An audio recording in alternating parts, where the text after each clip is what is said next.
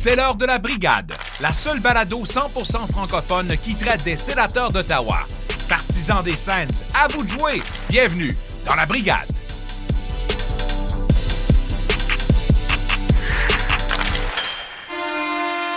Salut tout le monde, bienvenue dans la Brigade, épisode 3 de la saison 2. Je m'appelle Jean-Philippe Faure, en compagnie, comme toujours, de Jean-Philippe Fortin, ainsi que de Pascal Villeneuve. Les boys, comment va votre bière? Eh bonne. Flat.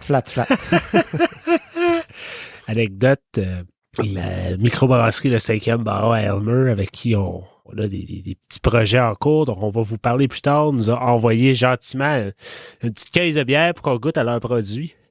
Moi, à Montréal, JP Fortin à Alma-Lac-Saint-Jean avons reçu notre caisse aujourd'hui. Pascal Villeneuve à Gatineau n'a toujours pas reçu sa caisse de bière. Ouais, je suis revenu bredouille. JP, tu bois quoi ce soir? Ce soir, je bois une petite Céleste, une Pally Halley. Je l'ai-tu bien dit? T'as cherché à Nippel? Le pire, c'est que quand tu as commencé à parler, je me suis senti comme dans une pub de Uber Eats. Ce soir.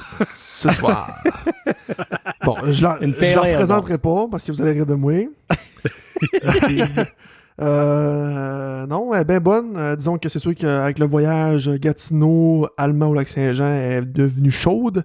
Puis il a fait beau aujourd'hui, fait que elle est un petit peu tablette, mais elle est très bonne quand même. Moi, pour ma part, je bois une Philémon, une Brown Ale de 6 à 6% d'alcool. Je la recommande à tous. À combien d'alcool? 6%. On va parler fort à la fin de l'épisode. Ouais. Puis Philémon, si je me trompe pas, c'est le Philémon Wright, à Gatineau, qui est un personnage assez connu. Fondateur de l'ancienne ville de Hull, exactement. Fait que c'est le fondateur de la ville de Hull. Oui, fait qu'il y a des petites Donc, références. Il y a sûrement un lien là-dedans. Partout, là. Ouais. Alors aujourd'hui, on reçoit deux invités dans la mise au jeu. Le copropriétaire de la microbrasserie Le 5e Barreau, Jacob Barrette, vient nous parler de deux partenariats, deux collaborations qu'on a avec eux ici à la Brigade. Il va nous raconter tout ça tantôt. Et en dernière partie, nul autre que le coach, Alain Sancartier, vient nous raconter ses anecdotes de carrière qui, ma foi, furent... Oui, beaucoup de jasettes, Alain. Puis on a appris beaucoup sur lui. Fait que, non, vraiment intéressant. C'était vraiment une discussion de pouvoir s'asseoir, relax, jaser avec. On aurait quasiment pu dire qu'on avait chacun une bière puis qu'on jasait là, sur le bord de la table. Fait que, non, c'était vraiment une belle discussion. Un monsieur qui a du vécu. Et non un vieux cul. C'est pas la même chose. JP Fortin, qu'est-ce qui se passe dans le warm-up aujourd'hui? Qu'est-ce qui se passe dans le warm-up? Donc, premièrement, au moment qu'on enregistre cet épisode, on est le 6 octobre, à 2 jours d'ici la fin du camp d'entraînement. Il ne reste que 32 joueurs à se batailler pour un poste dans la formation des sénateurs 2022-2023. Et au moment que vous allez entendre cet épisode, les sénateurs ont joué leur premier match de la saison contre les Sabres de Buffalo. Est-ce que ça sera une victoire? On le verra. Maudite belle victoire, hein? En ouais. tout cas, Timmy, 2 buts. De Brincat, 3 buts. On a échangé Matt Murray parce que souvent blessé, souvent sur la galerie de presse. Et le malheur est revenu pour les sénateurs. Donc Cam Talbot est blessé 5 à 7 semaines. Dû le pourquoi qu'on a réclamé au balotage. Et attention, Magnus Hellberg, un gardien but suédois, avec une stature de 6 pieds 6 pouces, qui a joué un seul match dans la Ligue nationale de hockey. Mais par contre, des statistiques très intéressantes dans la KHL. Si vous avez l'occasion d'aller voir ça sur HockeyDB, là, c'est très très intéressant à regarder. Le gardien a 31 ans, et non, c'est pas un jeune de 22-23 ans, et il a du vécu 31 ans. Et j'ai pour vous une devinette, qui est l'ancien joueur des Sénateurs à avoir porté le numéro 39, parce que Hellberg portera le numéro 39 cette saison. Moi, j'ai envie de dire Dominique Hachek. Non. Oh, il y en a un C'était autre. un gardien de but? C'était pas un gardien de but. Jason Spezza l'a porté avant Hachek. Oui. Mais c'est quand même assez récent, là. Je vais apporter une anecdote dans ton anecdote. Le numéro 39, c'est mon numéro. C'est mon numéro sur mon chandail de pratique que j'ai. parce que j'ai eu la chance à un moment donné de choisir le numéro que je voulais. Puis j'ai choisi le numéro 39 parce que c'est l'âge où j'ai commencé à jouer au hockey, à 39 ans. Aujourd'hui, je n'ai 43. Fait que, ferme la parenthèse, c'est mon numéro. Voyons, les boys. Un joueur un peu obscur. Vous connaissez pas vos sens. Voyons. Hey, C'est des numéros? Pas en tout. Il y en a tellement passé moi, depuis 5 ans. Là. Je sais pas de quoi Je je vais retiens. vous Ça, aider. honnêtement, moi, je suis fort dans les numéros d'habitude, mais là, dernièrement, C'est depuis une bonne- 5 ans, j'avoue que... C'est même zèle. Ben, je vais vous le dire. C'est un défenseur droitier au nom de Matt Cartner. Ah ouais. Numéro 39. Ah, c'est pas récent, ça? Ben oui, c'est récent. Ben, ça date quand même. Ben là, ça date de peut-être bien 10 ans. Là. Ben, c'est ça. Une équipe qui en a 30. Ouais, récent, je pensais à 2 ans passés. Là. Ah, mais non, je pense qu'il était là en 2013.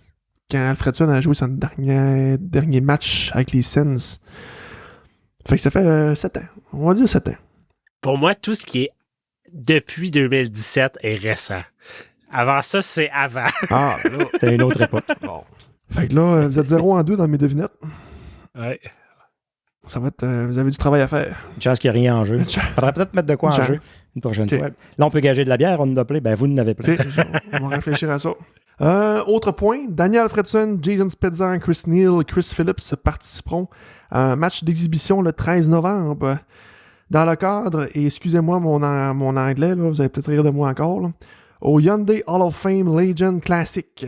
Je l'ai-tu bien dit? C'était bon. C'était bon? Ok, Ouais, good. ouais, ouais. Pas pire, t'es pas pire. Ce match fera partie du week-end d'activité pour l'intronisation de Daniel Alfredson au timbre de la renommée. Kinaxis, je sais pas si je l'ai bien dit, nouveau partenaire pour les logos sur les casques sur la route.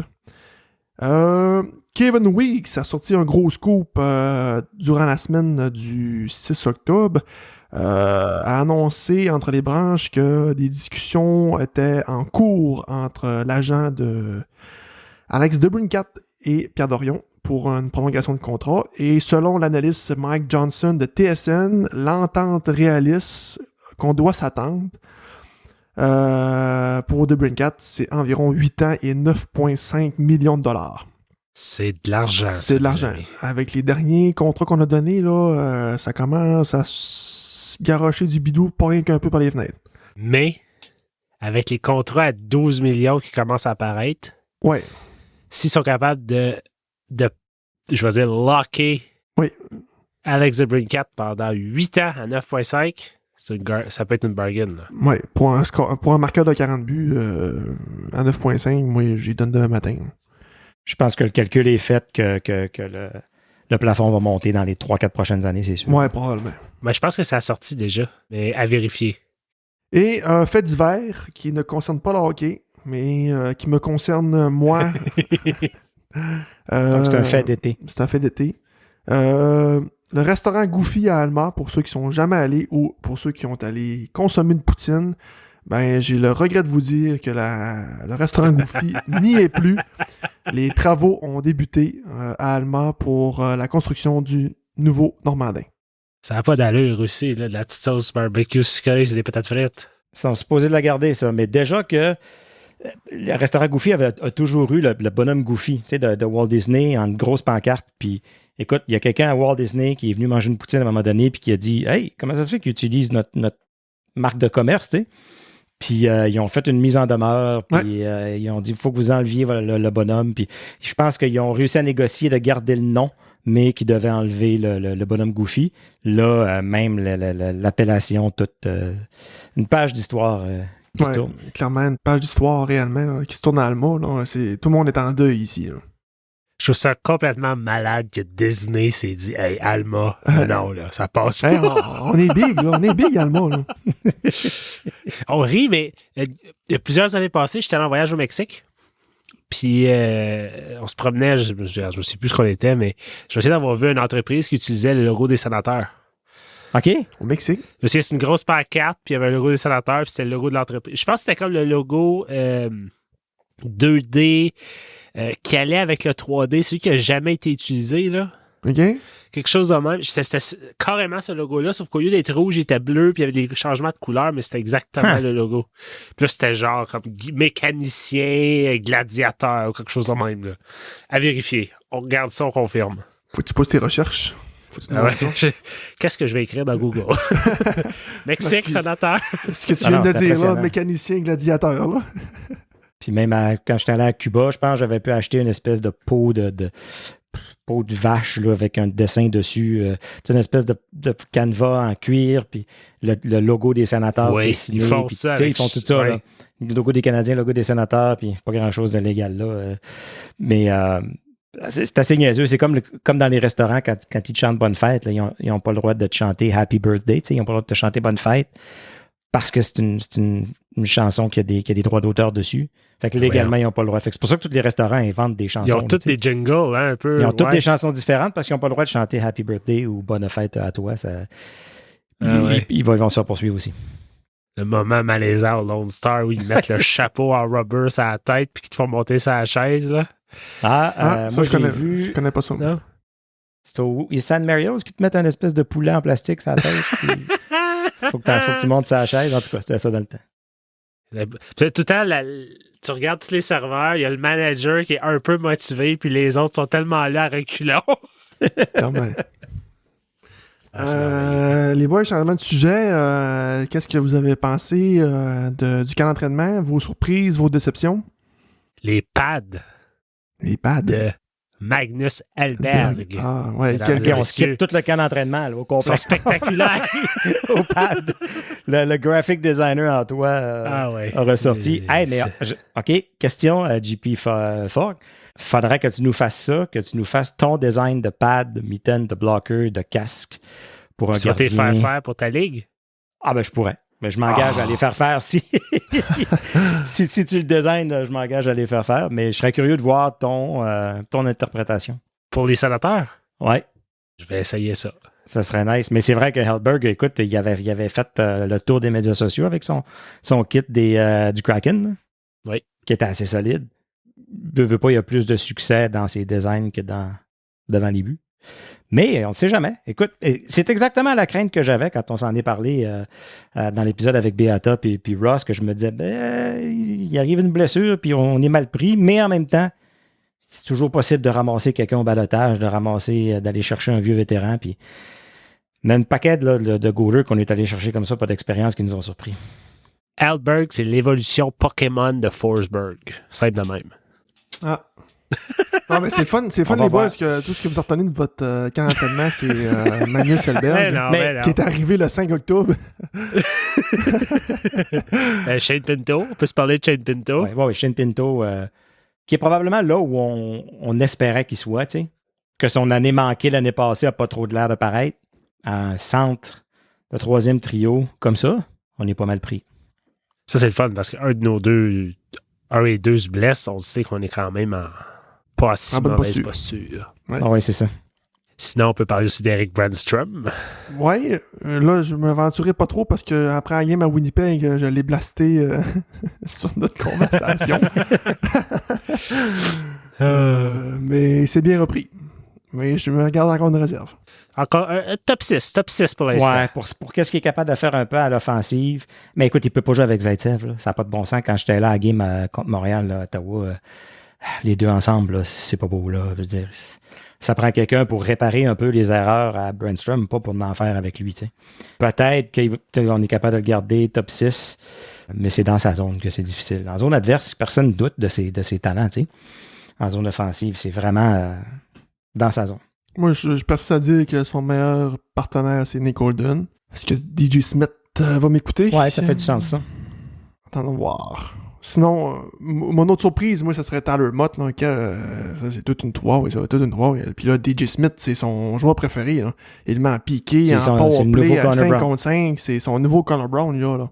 1,35 millions, c'est toute une aubaine.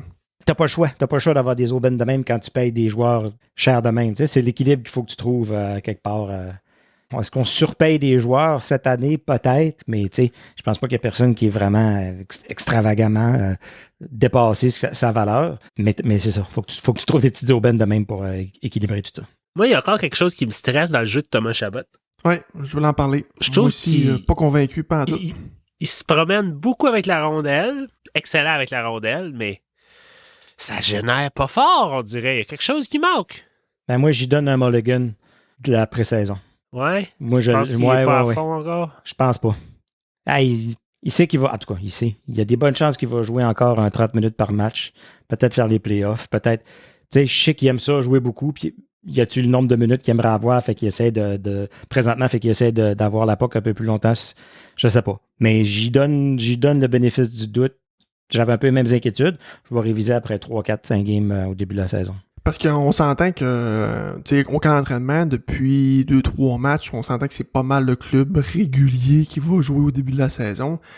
Puis la deuxième vague d'avantages numériques produit beaucoup plus de chances que la première. Puis la deuxième, c'est Sanderson, DeBrincat, Pinto, Giroux, Tyler Mott. Beaucoup plus de chances de marquer que la première. La première, elle génère absolument rien à donner. Giroux DeBrincat, une autre belle surprise, ça, la chimie qui est en train de se faire entre les deux. Là. Les passes transversales. Là, c'est toute beauté. C'est le trio Batterson, Norris et Tkachuk qui génère pas grand-chose. Là. Exact. Ouais. Et on l'a vu contre le match contre le Canadien à Terre-Neuve. Ils se sont fait séparer. On va voir ce que ça va donner. Est-ce que ça va continuer comme ça? Est-ce que J.J. Smith va continuer à... De toute façon, il n'y a pas de manque de talent dans ces 6 joueurs-là. Tu peux jongler avec ce que tu veux. Moi, ce que j'ai une crainte du côté des Sénateurs, c'est que ça va être une équipe de finesse, puis j'ai peur que ça soit un peu trop de finesse à chaque game. Tu sais, des jeux trop parfaits, des jeux de passe qui en finissent plus. Puis j'ai peur qu'à un moment donné, ça leur retombe dans la face, là, que ces joueurs de finesse-là, ça arrive pour plus fonctionner. Là. Mais attendons voir le camp d'entraînement. Là, on paniquera pas comme le Canadien de Montréal. Quoi? DJ, c'est pas le genre de... Je pense que le genre de coach n'a pas aimé ça, justement, c'est un genre de finesse-là. Tu sais. D'après moi, c'est de quoi qu'il va vouloir corriger assez rapidement, mais tu sais, plein de belles acquisitions cet été, mais des nouveaux joueurs, ça reste des nouveaux joueurs, puis il faut que ça apprenne à jouer ensemble. Là. Fait que moi, ma crainte au début de la saison, c'est un peu ça. S'il y avait une saison où je m'attendrais à ce qu'ils commencent plus tranquillement, puis qu'ils prennent du galon tranquillement, tu sais, c'est peut-être cette année. Mais c'est l'année où il ne faut pas que ça arrive. Ouais, c'est ça. Faut pas que ça arrive. Fait que moi, en tout cas, je crains beaucoup, beaucoup, beaucoup pour le poste à DJ Smith parce que réussir à faire partir la machine à Game 1 puis avoir une chimie à Game 1, on le voit, là, même des matchs hors concours, il compte beaucoup de buts, mais il gagne tout le game par un but. Ouais. On domine personne. Là, j'ai justement un de mes amis qui m'a fait une prédiction. Il dit qu'on va avoir une bonne équipe, mais le début de saison va être désastreux comme les derniers, puis que DJ Smith va perdre sa job, puis qu'après ça, il va avoir un nouveau coach qui va embarquer, puis là, ça va faire... Ça va partir. C'est un partisan des Canadiens, ton ami? Non. Ça serait qui ce nouveau coach-là, selon vous? Moi, je suis toujours dans la game de penser que Troyman devrait avoir sa chance. Hein. Considérant que c'est lui qui a fait progresser ces joueurs-là. Batterson, 100%. Norris, Brandstrom. 100%. Et j'en pense. Pas moi. Non? Je l'aime bien, là. Moi, je suis tanné. Moi, c'est fini de donner des chances à des coachs de première année. Tu t'enlignes sur un entraîneur qui va coûter 5 millions. Là. Oui. Ah, n'importe quand. Oh, oui, ça me prend quelqu'un qui a gagné puis qui est capable d'arriver puis qui un a vieux pas de besoin la vieille. un vieux. Pas être obligé d'être un vieux de la vieille, mais. Genre un Alain Vigneault? J'aimerais mieux ça. Oui. Je le prendrais avant. Ah. Mais. Claude Julien. Claude Julien. Ah non. C'est dépassé, ça. Là. Jacques Martin, tiens, il m'a exagéré au maximum. Jacques Martin signait dans la OHL avec Kingston, c'est ça? Ah, c'est vrai? OK. Oui. Non, mais écoute, j'ai pas regardé les coachs disponibles, puis les ci, puis les ça, mais ça fait combien de... Guy Boucher, je l'aimais, Guy Boucher. Oui, c'est lui qui avait le plus d'expérience. Moi aussi qui était le fun en conférence de presse. Depuis Brian Murray. Fait qu'il y en a une méchante gang qui ont passé depuis, qui ont commencé dans la Ligue nationale. Là. Moi, je suis tanné de ça. Bon, c'est dit, parce qu'elle est donnée. C'est dit. C'est fait. La question de la fin, messieurs. Oui. Non, j'ai pas faim. Nicolas Saint-Pierre me disait dans le vestiaire qu'il prédit les Sénateurs 3e de la division Atlantique. Ouh. Vos prédictions à ce début de saison? 3e, ce qui veut dire qu'ils ont fini... Il y a genre Toronto, Floride en avant des autres. Là. Ah, fait qu'on finit avant Tampa Bay. Moi, je dirais plus 4e. Dans le fond, dans les équipes repêchées. Ah ouais, moi je les vois pas en playoff. Ah non? Non, j'ai vu. Arrête, parce que t'es dans les grosses... C'est tough, hein? J'y vois. Non, parce que je pense que ça va être. Le monsieur n'a pas eu sa bière. Non, c'est ça. Il m'avait mis de mauvaise humeur. Là.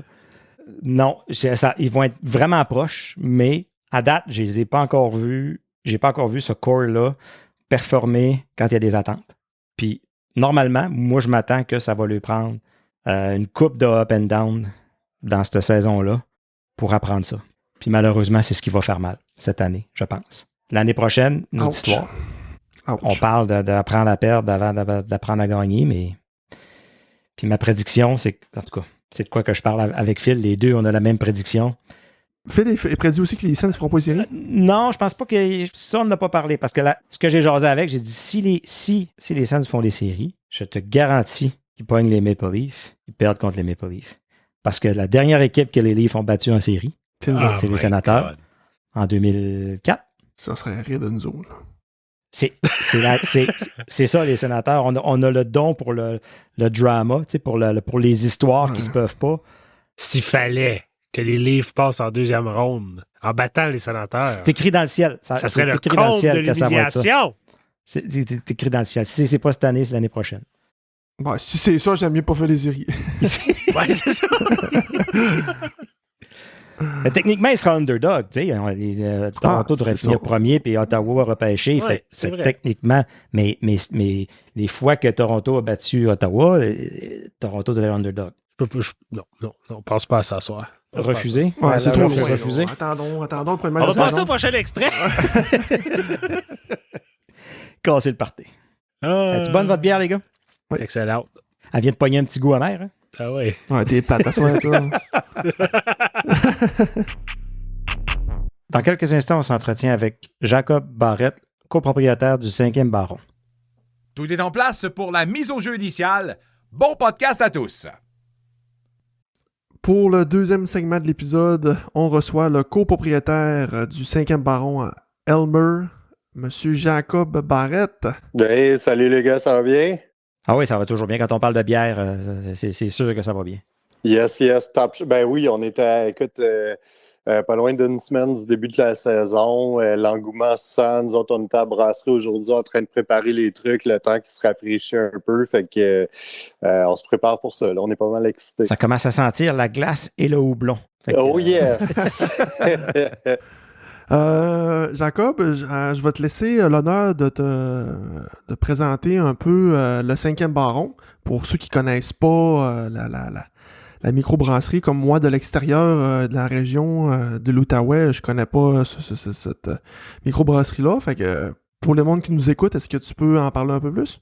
Ouais, ben on est une jeune microbrasserie de la région de l'Outaouais. Nous autres, on se trouve dans le secteur Elmer de la ville de Gatineau. Ça fait approximativement 2 ans et demi qu'on est ouvert. Puis c'est ça, on spécialise pas vraiment aucun style. On essaie de bien représenter chaque style ou plusieurs styles, pas tous les styles, mais plusieurs styles. Puis on essaie souvent là, de suivre un peu les saisons. Que, dans le fond, notre portfolio de bières, il est affecté beaucoup par les saisons. Fait que l'hiver, on va voir plus souvent nos bières brunes, nos plus foncées, des stouts impériales, des trucs comme ça sortir. L'été, des bières un peu plus légères, un peu plus acidulées, fruitées, etc. Fait que je pense qu'on est rendu à une 140aine de recettes uniques. Fait que, ouais, il y en a pas mal de choses qui se brassent chez nous. Tu vois, Heinz, ils ont arrêté à 57, puis vous autres, vous êtes déjà rendus à 57 recettes de ketchup, vous autres, vous êtes à 140. Oui, exactement. Puis, j'aime toujours ça demander le nom, 5e Baron, comme c'était qui les 4 barons avant? Ouais, ben nous, dans le fond, notre nom, il est parce qu'on est dans le secteur Elmer, l'ancienne ville. Gatineau avant, c'était maintenant Gatineau, c'est plusieurs anciennes petites villes, donc Gatineau était une. Le secteur Elmer était nommé après un ancien gouverneur général britannique qui avait été envoyé dans la région. Son nom, c'était Matthew Whitworth Elmer, le 5e baron Elmer, fait que de sa lignée de famille, il était le 5e baron. Puis, il a été crédité souvent pour rapprocher les anglophones et les francophones dans la région. Puis nous autres, à Elmer, on a une population, je te dirais, c'est 35-40% anglophones, puis le reste francophone. Fait que, nous autres, c'est un peu ça. Là. On a grandi, des voisins étaient anglophones, d'autres francophones. Ouais. On a tous comme appris à se connaître. Fait qu'on trouvait que c'était un message quand même cool à lancer à la population. Contrairement à ce que beaucoup de gens pensent, ça vient pas de la compagnie qui fait des tomates, là, Elmer. Puis pour tous ceux qui veulent me lancer des tomates pour cette blague-là, vous êtes les bienvenus. Quand on va se voir. Yes. Donc, si je ne me trompe pas, Jacob, tu disais que vous aviez décollé ça il y a 2 ans et demi, donc en pleine pandémie, là. Oui, c'est ça. C'était en mai 2020. Fait que je pense que les premières fermetures de pandémie sont arrivées, si je me trompe pas, là, en mars 2020. Nous autres, on était à quelques inspections près d'ouvrir. Fait que ça l'a fait peur, mais notre communauté s'est vraiment ralliée autour de non seulement nous, mais les autres entreprises locales aussi. Puis la plupart ont pu le traverser, du moins sont encore ici aujourd'hui. Fait qu'on est très, très reconnaissants pour ça. Ah oui, le monde avait soif. Le monde se cherchait des choses à faire, le monde avait soif. Puis vous n'avez pas eu besoin de vous tourner comme beaucoup d'autres distilleries ou à faire du purel, là. Vous avez vraiment fait de la bière pendant ce temps-là. Oui, exactement. On a essayé de faire profiter le plus possible des entreprises locales aussi. Ouais. Fait qu'il y a vraiment un bel esprit de communauté qui s'est senti dans le secteur Elmer pendant ça. Ouais.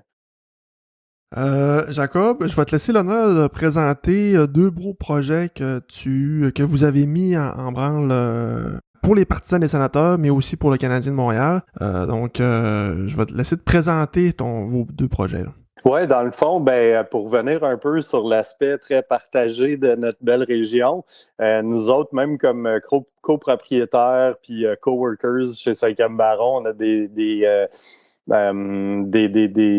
allégeances à des équipes partagées, disons. Fait qu'il y en a qui sont fans des sénateurs, d'autres qui sont fans des Canadiens. Donc, on va sortir, c'est pas notre première Pilsner, mais notre première Pilsner de type allemande cet automne, en fait, dans quelques semaines. On a décidé de l'appeler Partisan. Puis, on a fait 2 étiquettes, dans le fond, pour cette bière-là. Donc, une aux couleurs des sénateurs d'Ottawa, puis une aux couleurs des Canadiens de Montréal. Puis, on va laisser un peu comme la population jouer avec ça. Soit choisir leur canette, soit plus avoir le choix d'en prendre une quand c'est ça qui reste. Puis, c'est ça. Donc, en même temps, on va commencer à jouer les matchs de hockey, nous autres, à la brasserie. Donc, on s'est équipé en projecteur, puis système de son, tout ça. Donc, on va jouer les matchs de hockey à la brasserie. On va jouer les matchs des Canadiens, les matchs des sénateurs. Par contre, quand les 2 équipes vont jouer en même temps, on va prioriser nos chers sénateurs d'Ottawa. Oh yes. Il y a pas mal d'endroits dans le coin à Gatineau qui vont jouer des matchs du Canadien. Puis c'est bien, mais chez nous, on va prioriser les sénateurs d'Ottawa. Donc, et puis ces matchs-là vont être présentés en collaboration avec vous, nos chers amis de la Brigade. Fait que on va aussi présenter votre podcast sur notre étiquette de la bière Partisan aux couleurs des sénateurs. Fait que vraiment essayer de mettre de l'avant un peu le côté francophone, le côté Gatineau de tout ce qui vient avec les sénateurs d'Ottawa. Fait que je pense qu'on est une gang qui sont souvent sentis peut-être seuls de ce côté-ci du pont. Mais là, c'est le fun de se retrouver sur Twitter, de se retrouver dans des brasseries, de se retrouver un peu partout, de pouvoir partager là-dessus puis essayer de tout faire lever nos trucs en même temps parce que on est là, on est peut-être moins nombreux, mais on est là, puis on a quand même des beaux projets. Fait que c'était le fun de travailler avec vous autres là-dessus, puis d'essayer de un peu mousser la francophonie côté des sénateurs. En tout cas, c'est un très beau partenariat, puis on est très, très content de l'intérêt que tu portes aussi à notre podcast. Puis on a très hâte de goûter à cette bière-là. J'ai une soif là, qui... On vous envoie un premier care package, là, c'est dans la poste en ce moment. Puis Partisan, c'est ça, devrait être mise en canette, je crois, début de semaine prochaine. Fait qu'on va, on va vous en envoyer certains avec les couleurs des sénateurs. Tu sais, c'est super parce que ça va un peu dans qu'est-ce que je dis, puis que j'en parlais justement quand on était sur le podcast avec Lockton, que oui, il y a des gros efforts à faire là, de la part des sénateurs pour venir courtiser le marché francophone de côté québécois, puis tout ça. Fait qu'il y a vraiment une grosse job de corporate, comme j'appelle, qui vient de la compagnie, mais en même temps, nous, en tant que partisans, c'est sûr qu'on est déjà vendus, là, on est déjà, ils n'ont pas besoin de venir me courtiser les sénateurs personnellement, là, puis personne ici parce qu'on est déjà 100% là. Mais je pense que ça fait partie de notre devoir aussi de grandir puis de nous aussi reach out à la population puis aux partisans puis de montrer que il y a une énergie, ça grouille, les partisans, ça se ramasse de plus en plus, puis de montrer aux sénateurs que regardez là, on fait notre effort, on est là. Si ça vous tente de parler des sénateurs dans un blog, faites-le. Si ça vous tente de partir un podcast, faites-le. Si ça vous tente de créer des partnerships avec d'autres, des fois, il faut que ça vienne de la base. Des fois, il faut que ça vienne des partisans. Souvent, c'est les plus belles communautés puis c'est les plus beaux projets qui viennent de là. Ça laissera pas le choix aux sénateurs de venir taper là-dedans. Non, exactement. Puis, on parlait de podcasts, puis une des raisons pourquoi j'aime beaucoup ce que vous faites, c'est que souvent, les podcasts, c'est né purement de gens passionnés. Fait que c'est du contenu qui est vraiment vrai, qui vient d'une place. Il y a rien derrière ça. C'est vraiment fait par pur amour du sport, puis souvent de l'équipe, comme que c'est dans votre cas. Fait que nous autres, c'est le genre de truc où on se retrouve, des plus petits joueurs dans une plus grosse industrie. Puis, tu as complètement raison, Pascal. C'est comme si on était des fans des sénateurs à l'étranger, un peu. Des fois, on peut se voir comme ça, étant un peu à l'extérieur du marché, puis aussi un peu pas une barrière linguistique, mais en quelque part un peu une barrière linguistique. Oh oui. Si on était à l'étranger, on se trouverait notre bar, on se trouverait notre contenu, on se rassemblerait ensemble. Fait que je trouve ça cool qu'on le fasse de ce côté-ci du pont. De plus en plus, voir des beaux projets comme le vôtre prendre l'envol. Fait que c'est le fun de travailler avec vous autres là-dessus. Est-ce que tu peux spécifier à quelle place qu'on va pouvoir retrouver la bière à la Partisan pour le monde de la région de l'Outaouais ou partout au Québec, là? Ouais, ben on a environ, je te dirais, 75 points de vente à la grandeur du Québec. On distribue, c'est certain que malheureusement à Ottawa, ça sera pas disponible parce que bon, il y a les fameuses SAQ, LCBO, c'est tout un autre game, mais on distribue quand même beaucoup dans notre marché immédiat. Fait que énormément à Elmer, quand même beaucoup à Gatineau puis en Outaouais. Ensuite de ça, on a un bon footprint à Montréal. Fait que la Partisan couleur Montréal va certainement se rendre dans ce coin-là. Puis ensuite de ça, on a quelques points de vente par la suite un peu partout au Québec. Là, je pourrais pas tous vous les nommer, mais ça va être distribué dans notre réseau de distribution.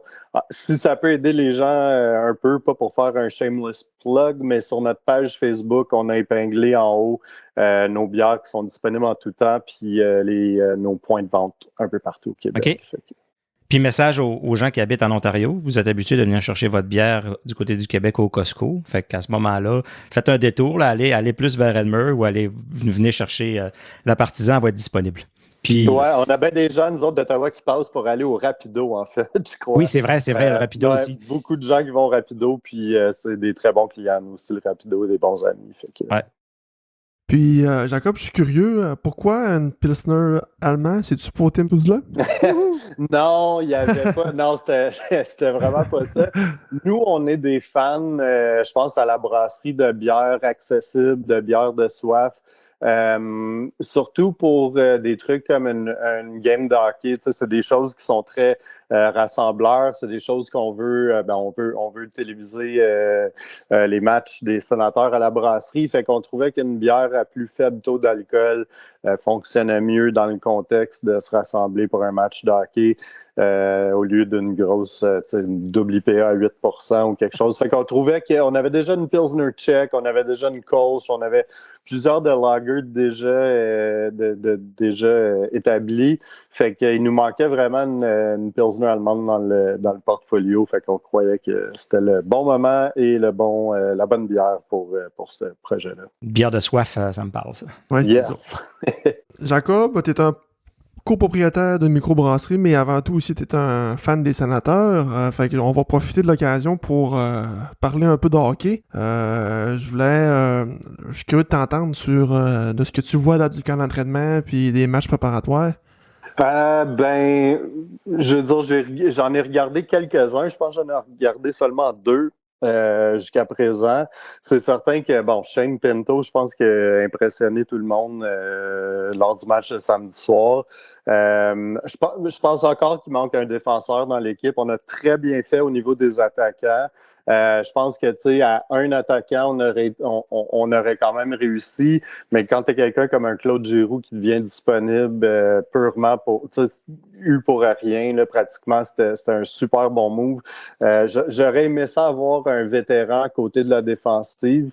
Je trouve que c'est quelque chose qui manque un peu à l'équipe.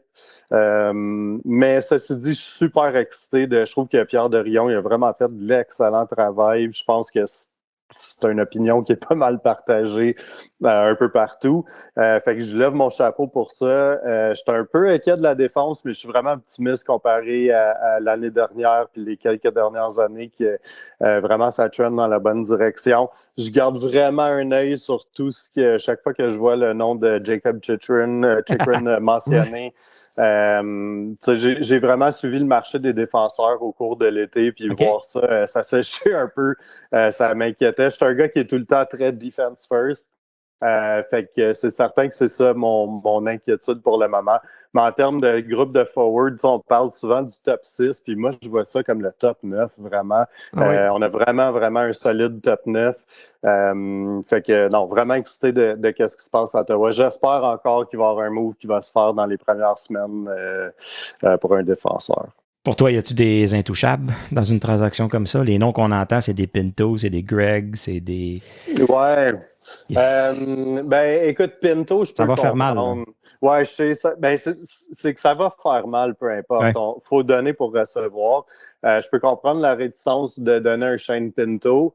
Par contre, avec Greg, c'est là un peu que je me dis, écoute, on reçoit un cost control d'asset pendant 3 ans avec Jacob Chychrun. C'est pas le défenseur droitier qu'on souhaiterait, mais c'est pas n'importe qui non plus. C'est quelqu'un, j'ai pas suivi Arizona. Je pense qu'il y a personne qui suit Arizona. On peut pas te blâmer.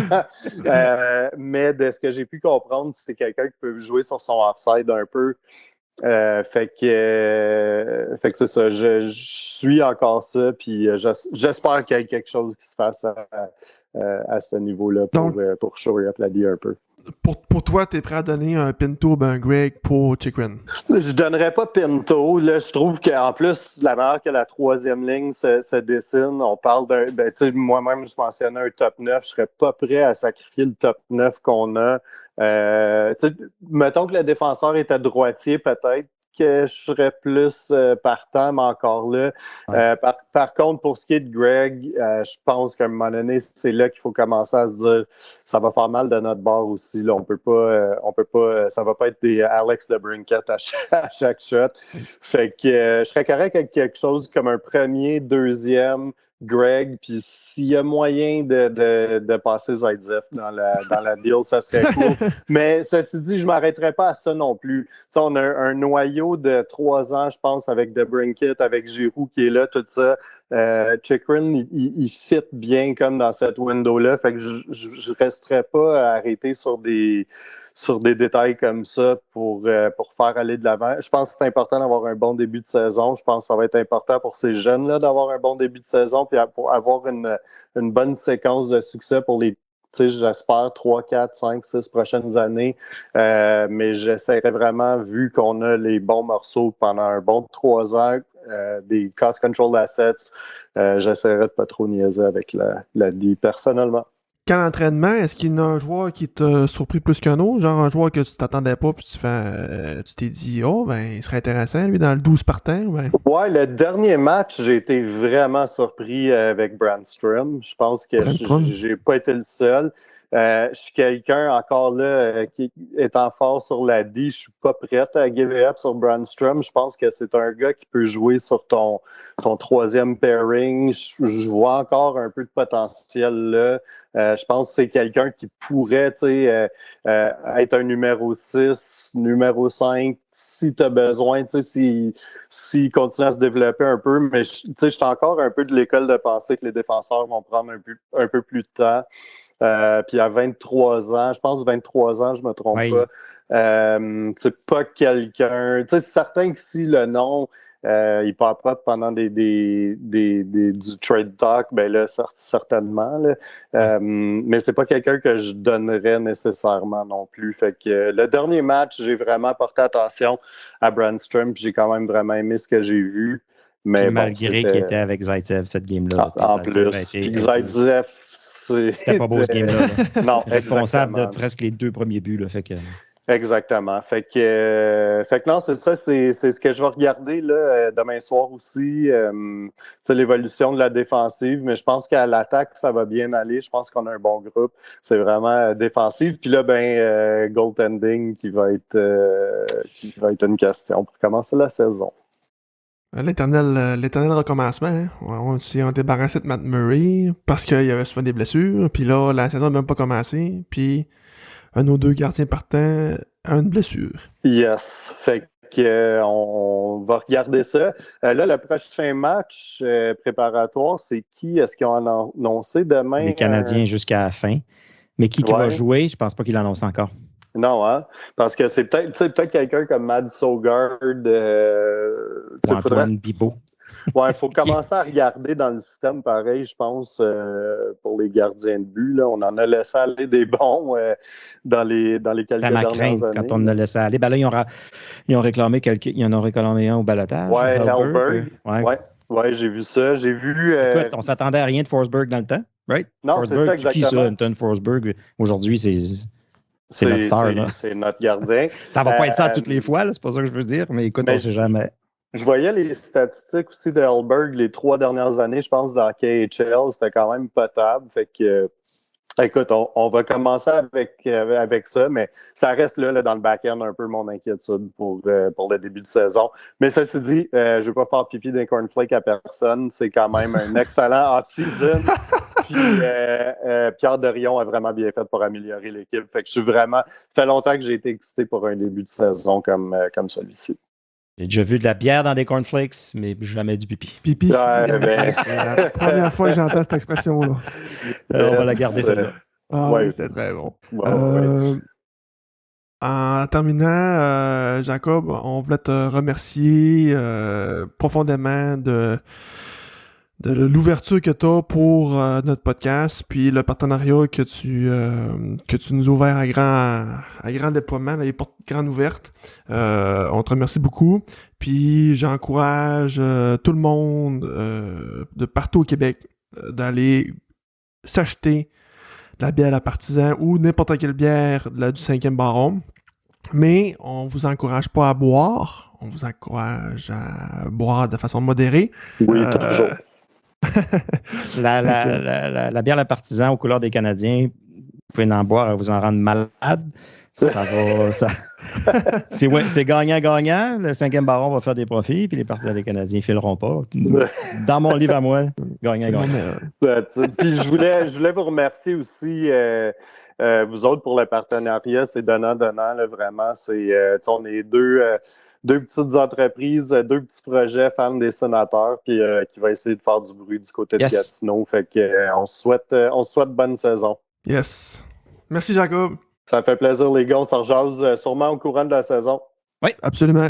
All right. Cheers. Bonne soirée. Bye-bye. Bonne soirée. Dans quelques instants, on reçoit le coach Alain Sancartier. On entame les dernières minutes de jeu. La brigade déploie son 6e attaquant. Pour le 3e segment de l'épisode, originaire de Gatineau, il a été entraîneur-chef dans la LHJMQ, mais aussi entraîneur de l'année en 92. Depuis plus de 20 ans, il agit à titre d'analyste au hockey des Sénateurs d'Ottawa. Il est, en plus de tout ça, en tête du programme sport-études hockey de l'école polyvalente Nicolas Gatineau. Le coach Alain Sancartier est avec nous. Alain, bien bonjour et bienvenue dans la brigade. Bonjour, monsieur. C'est un plaisir. Ça va bien? Ouais, ça va bien. C'est là, Alain, enfin non seulement un coach, mais le coach. Enfin, on va avoir quelqu'un qui sait de quoi il parle.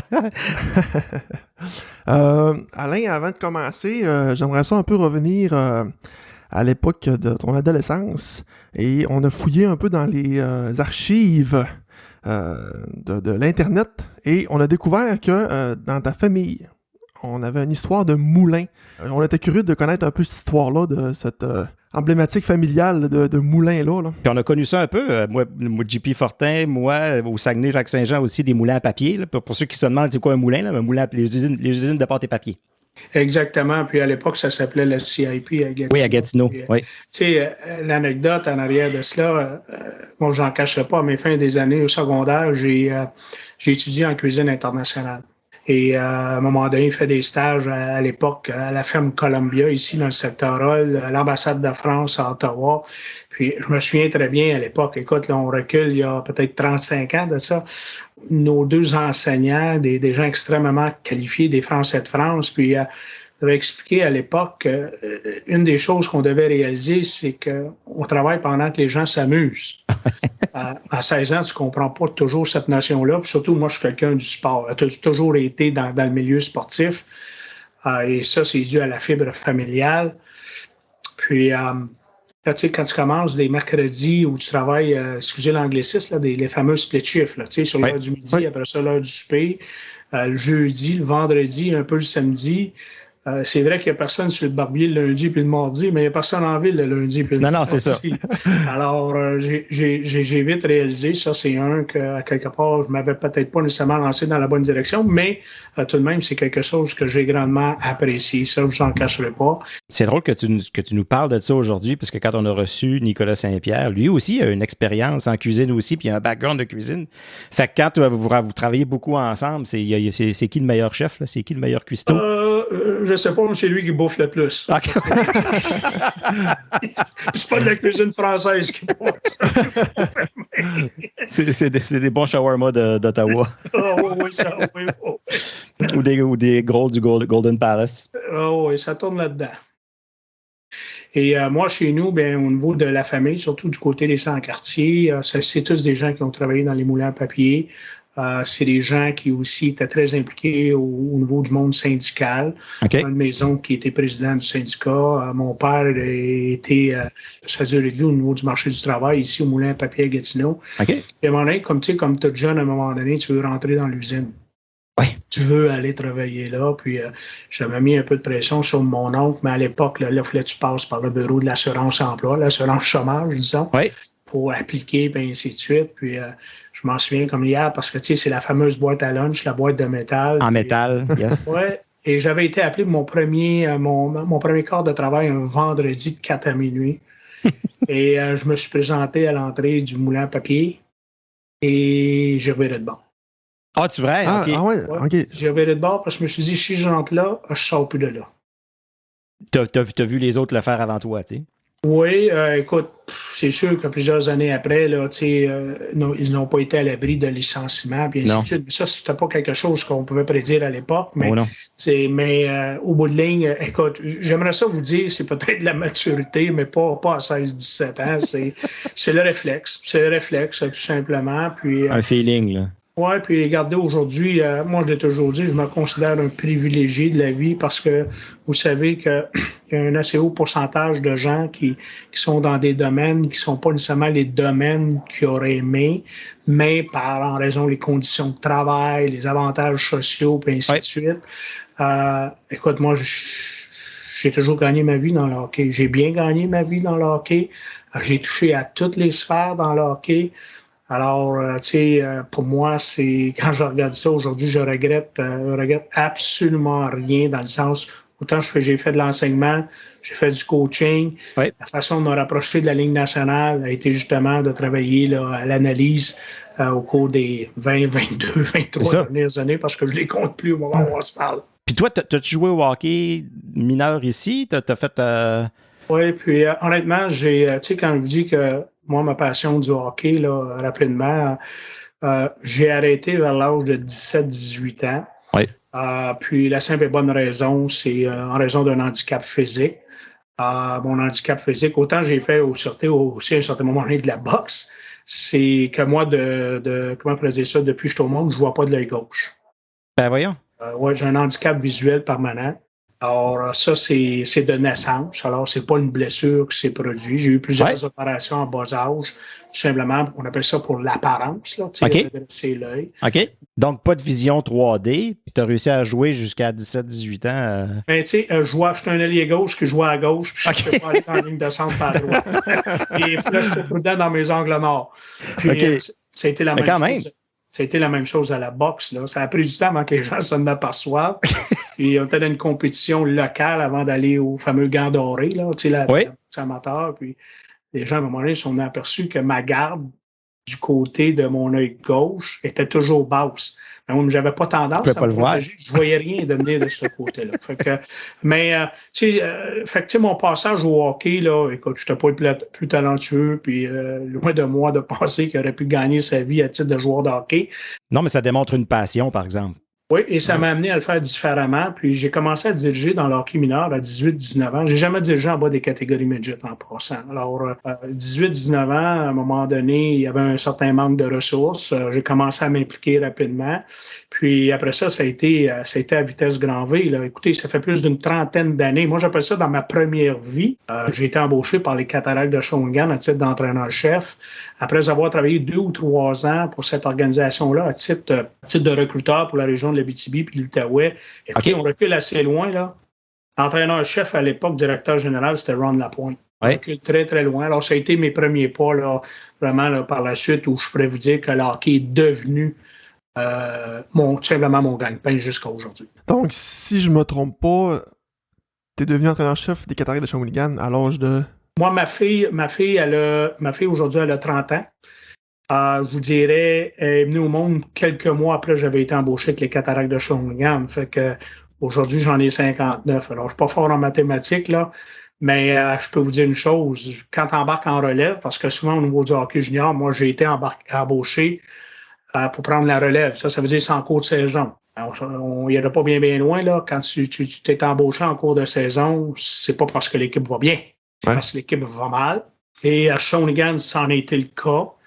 Je n'en cacherai pas. J'ai été un entraîneur demandant, rigoureux, des fois peut-être trop.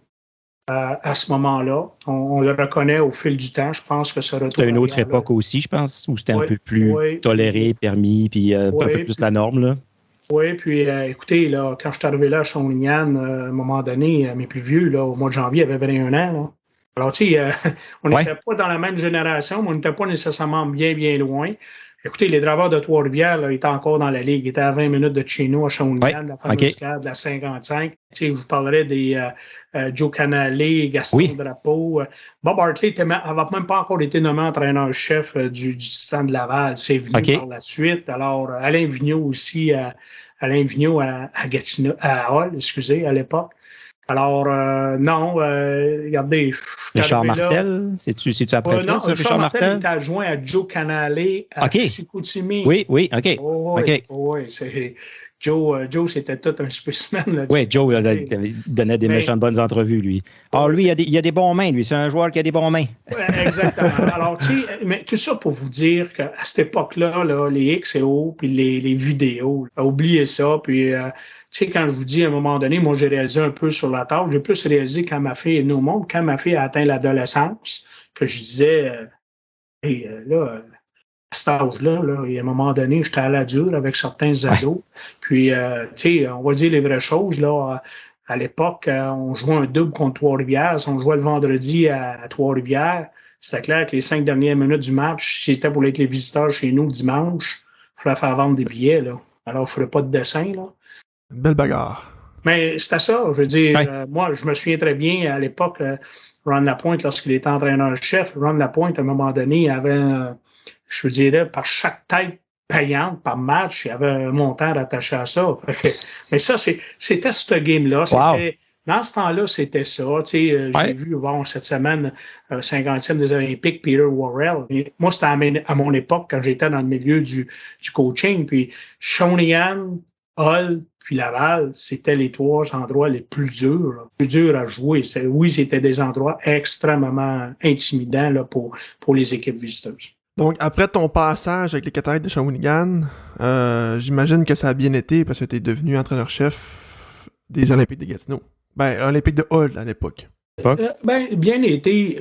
Encore une fois, tu sais, à un moment donné, cette rétroaction-là sur ta propre personne est importante à faire. Puis là, je parle vraiment là, sur le plan individuel. Là, je m'éloigne un peu de l'aspect professionnel. Moi, Shawinigan, à un moment donné, c'est toujours avec les objectifs organisationnels. Moi, je me souviens, ma 2e année à Shawinigan, on a connu toute une saison. Là. Écoute, c'est là où, je pense que tu en faisais mention tantôt, j'ai été nommé entraîneur de l'année dans la Ligue d'hockey junior majeur du Québec. On avait atteint la semi-finale. On avait été éliminé à l'époque par le Collège français de Longueuil. C'était une équipe qui jouait à Verdun, n'avait pas perdu gros de match dans l'année. C'est tout le temps en fonction des attentes. L'année suivante, ça avait été difficile. J'ai été congédié en cours de route. Puis dans les semaines suivantes, c'est là que j'avais reçu l'appel de M. Henry chez les Olympiques de Hull. Encore une fois, c'est le même scénario qui s'est répété. Là. En plein milieu de saison encore. Oui, puis M. Henry ne m'a pas appelé pour mes beaux yeux, puis parce que je suis un Gatinois. Là. Je me souviens très bien, ça a pris quelques jours de discussion parce que si vous vous souvenez bien, à ces années-là, chez les Olympiques de Hull, quand on parle entraîneur, on ne peut pas associer ça à des portes tournantes. Là. Le défunt Pat Burns avait fait vraiment un long terme. Alain Vigneault avait fait un long terme. Tu sais, c'était pas reconnu pour un cimetière pour les entraîneurs. Et quand M. Henry m'avait appelé, Vigneault venait de quitter la saison précédente, alors il y avait eu une embauche. Et là, M. Henry m'avait contacté, je me souviens comme c'était hier, j'étais dans un appartement à Grand-Mère, puis la discussion, c'était regarde Alain, par rapport à nos attentes, on n'est pas là. Puis M. Henry, c'était tout le temps, on va apporter un change. C'était tout le temps ça, un changement. Et j'avais dit à M. Henry à l'époque, écoutez, moi, j'avais une grande proximité avec l'entraîneur-chef qui était déjà là en poste, qui avait pris la succession d'Alain Vigneault. Et j'avais dit à M. Henry, j'ai dit, regardez, M. Henry, votre équipe, Hull, il se présente à Victoriaville dans les prochains jours. Je vais aller au match, mais je vais aller voir votre entraîneur. Écoutez, moi, je passais mes fins de semaine ici à Gatineau. Là. J'avais plus de travail technique. Suite à mon congédiement à Shawinigan. Je vous dirais, dans le même moment, les Foreurs de Val-d'Or venaient de se faire donner une franchise dans la Ligue d'hockey junior majeur du Québec. Et le directeur général à l'époque, qui avait été nommé Michel Georges, on avait déjà conclu un entente que par rapport, je m'en allais diriger l'équipe d'expansion. Qui dit équipe d'expansion, comment je peux le dire? Tout est à bâtir, il n'y a pas de... Oui, tout est à bâtir, c'est un défi, mais il m'a dit, comme certains ont déjà dit à l'époque, quand les bananes sont mûres, normalement, c'est plus toi qui es là. Toi, tu as développé, puis quand c'est le temps de livrer, malheureusement, souvent, on passe à un autre appel. Puis, j'étais un peu coincé, je n'en cacherai pas. J'avais affaire à M. Henry. Je dis, regardez, je vais aller voir l'entraîneur-chef qui est là, puis je vais lui proposer mes services jusqu'à la fin de l'année. Moi, de toute façon ou d'une autre, je savais que j'étais pour être dans la Ligue junior majeure du Québec la saison suivante. Et puis, j'ai revenu souvent à M. Henry. Tu sais, M. Henry, c'est pas la façon de faire de l'organisation des Olympiques de Hull dans l'historique avec leur entraîneur que vous avez mentionné à l'époque. On avait convenu de se parler, c'était 24 ou 48 heures plus tard, puis on s'est reparlé 24-48 heures plus tard, puis il m'a dit, Alain, on change pas d'idée, on va porter un change. Puis, ils n'avaient toujours pas joué leur match contre Victo, là. Ils n'avaient toujours pas, tu sais, ça peut arriver qu'ils aient gagné leur match contre Victo. Alors, tu sais, moi, je dis toujours, coach un jour, coach toujours. Alors, des fois, mon opinion peut être biaisée parce que moi, j'ai tendance à surprotéger les entraîneurs. Moi, avant de les lancer en dessous de l'autobus, là, c'est... À un moment donné, je pense que c'est important de tout connaître les tenants et aboutissants. Puis en bout de ligne, c'était clair qu'il faisait un changement. Fait que là, j'ai dit, regardez, je suis prêt à accepter là, pour aller finir pour la balance de la saison. Puis les conditions étaient les mêmes que j'avais à Shawinigan. Fait que ça, c'était pas compliqué. Là. Je pense que je dis ça à la blague, là, mais je pense que les fax n'étaient même pas existants encore. Fait que c'est ça. Mais je me suis emmené à Gatineau. On était à 3 semaines de la date limite des transactions. Puis M. Henry, l'équipe, elle se battait avec les Harfans de Beauport pour se tailler une place en série. Pas faire les séries ici, là, oublie ça, c'était pas une option. Ça n'arrive pas, non. C'était pas une option. Alors, M. Henry, dans les discussions, c'était bon, c'est quoi il nous manque pour, se classer, pour au moins faire une ronde. Fait que là, à un moment donné, écoutez, moi, je connais les trucs de directeurs généraux. Les directeurs généraux, quand ils apportent un changement derrière le banc, là, la première chose qu'ils font, c'est qu'ils regardent le calendrier pour amener le nouveau venu dans des conditions gagnantes. Alors, lorsque j'ai été embauché, c'est clair que le calendrier est en lien avec le changement. C'est favorable. Oui, on a dû nos 2 ou 3 premiers matchs à domicile. On avait remporté nos matchs, mais le vrai visage d'une équipe de hockey, c'est sur la route. Oui. Et là, on l'a vécu à Sherbrooke. Et je me souviens comme c'était hier, Jocelyn Thibault, là, c'était un flot. Il avait 16 ou 17 ans. Il a encore l'air d'un flot. Fait que... Puis il y avait un 20 ans qui était comme numéro 1. Alors là, on a appris à connaître. Écoute, si je vous sors des noms, moi, c'est à l'époque des Jim Campbell, les Paul Brousseau. C'était des bons joueurs de hockey. Je vois ici Éric Lavigne, un 20 ans à la défensive. Alors, quand on a passé à travers ces matchs sur la route, c'est là qu'on a pris le temps de s'asseoir ensemble, puis de bien identifier, puis de bien... c'était quoi les chaînons manquants pour atteindre l'objectif qui était fixé par l'organisation. Puis aussi de commencer à identifier avec lesquels des équipes qui étaient... d'avoir les bons partenaires de danse. Les bons partenaires de danse. Puis on était ça allait amener l'organisation à faire des choix douloureux. Là. Moi, je me souviens, on fait l'acquisition de Jimmy Bird de Québec en retour d'Éric Dazé. Là. Il est cédé un 17 ans pour un 19 ans. Là, mais les attentes étaient le moment présent. Et à Gatineau, à Hull, à l'époque, Éric Lavigne, c'était un 20 ans, c'était un dur, c'était un joueur qui jouait de grosses minutes, mais il était sollicité de toutes parts par les équipes adverses. Sollicité, quand je dis sollicité, là, c'est danser la valse. Là, nous, à un moment donné... c'est bien beau retenir l'individu, mais 5 minutes au cachot plus un 10, ça ne savait pas la cause de l'équipe. Alors, on était vulnérable à ce niveau-là. On avait vraiment besoin, à l'époque, d'un corps arrière. Puis, on avait besoin d'un gardien de but numéro 2 d'expérience pour tout simplement compétitionner avec Jean-François Labbé à l'époque. Et c'est Martin Brochu qui s'est amené ici avec les Olympiques. Alors, on a atteint l'objectif, on s'est classé, on a fait une première ronde, ainsi de suite. La deuxième année, on a eu... écoute, c'était l'année où l'équipe qui terminait premier recevait la Coupe Mémoriale chez eux. Malheureusement, on s'est fait éliminer dans la série 4-7 en semi-finale face au Saguenay-Chicoutimi, match numéro 7. On gagne ce match, on est rendu à la Coupe Mémoriale. Laval était déjà là. On en a joué des matchs à domicile. Puis là, je vous le dis, là, je peux me tromper, mais à défaut, parce qu'il y avait des fameux 5-9 puis tournois à la ronde dans ce temps-là. Je pense qu'on a joué 11 matchs dans le vieux Bob en série. Je peux te dire, moi dire comme Joe Canale, la petite cabane était pleine. C'était pleine, la petite cabane. Alors, 5-9. Oui. Fait que, c'était tout ces... à un moment donné, c'est toujours en lien avec les attentes. Alors, presser sur le citron, c'est une chose. Les réaliser assez rapidement par la suite, mais essayer de sortir le zeste du citron, c'est une autre affaire. Il y a des fois où je pense qu'on se retrouvait dans des situations de point de non-retour. La simple et bonne raison que dans l'attente des objectifs, puis à un moment donné, peut-être un petit peu trop à l'occasion, squeezer la patente qui a fait en sorte qu'on dit toujours on ne fait jamais d'omelette sans casser les œufs, mais malheureusement, il s'en est cassé. Oui, parce que quand tu arrives dans une équipe comme ça, tu rentres dans la chambre la première fois, salut les gars, c'est moi votre nouveau coach. Tu sais, comment ça se passe? Est-ce qu'on s'assoit avec chacun des joueurs individuellement, on jase avec, ou plutôt on garde ça le plus possible en équipe, en groupe, on essaye de comprendre c'est quoi qui se passe dans cette équipe-là? Ben moi, à Gatineau, je vais vous dire, ici, avec les Olympiques, j'ai vécu 2 choses. Les 2 années ou l'année et demie, j'étais là.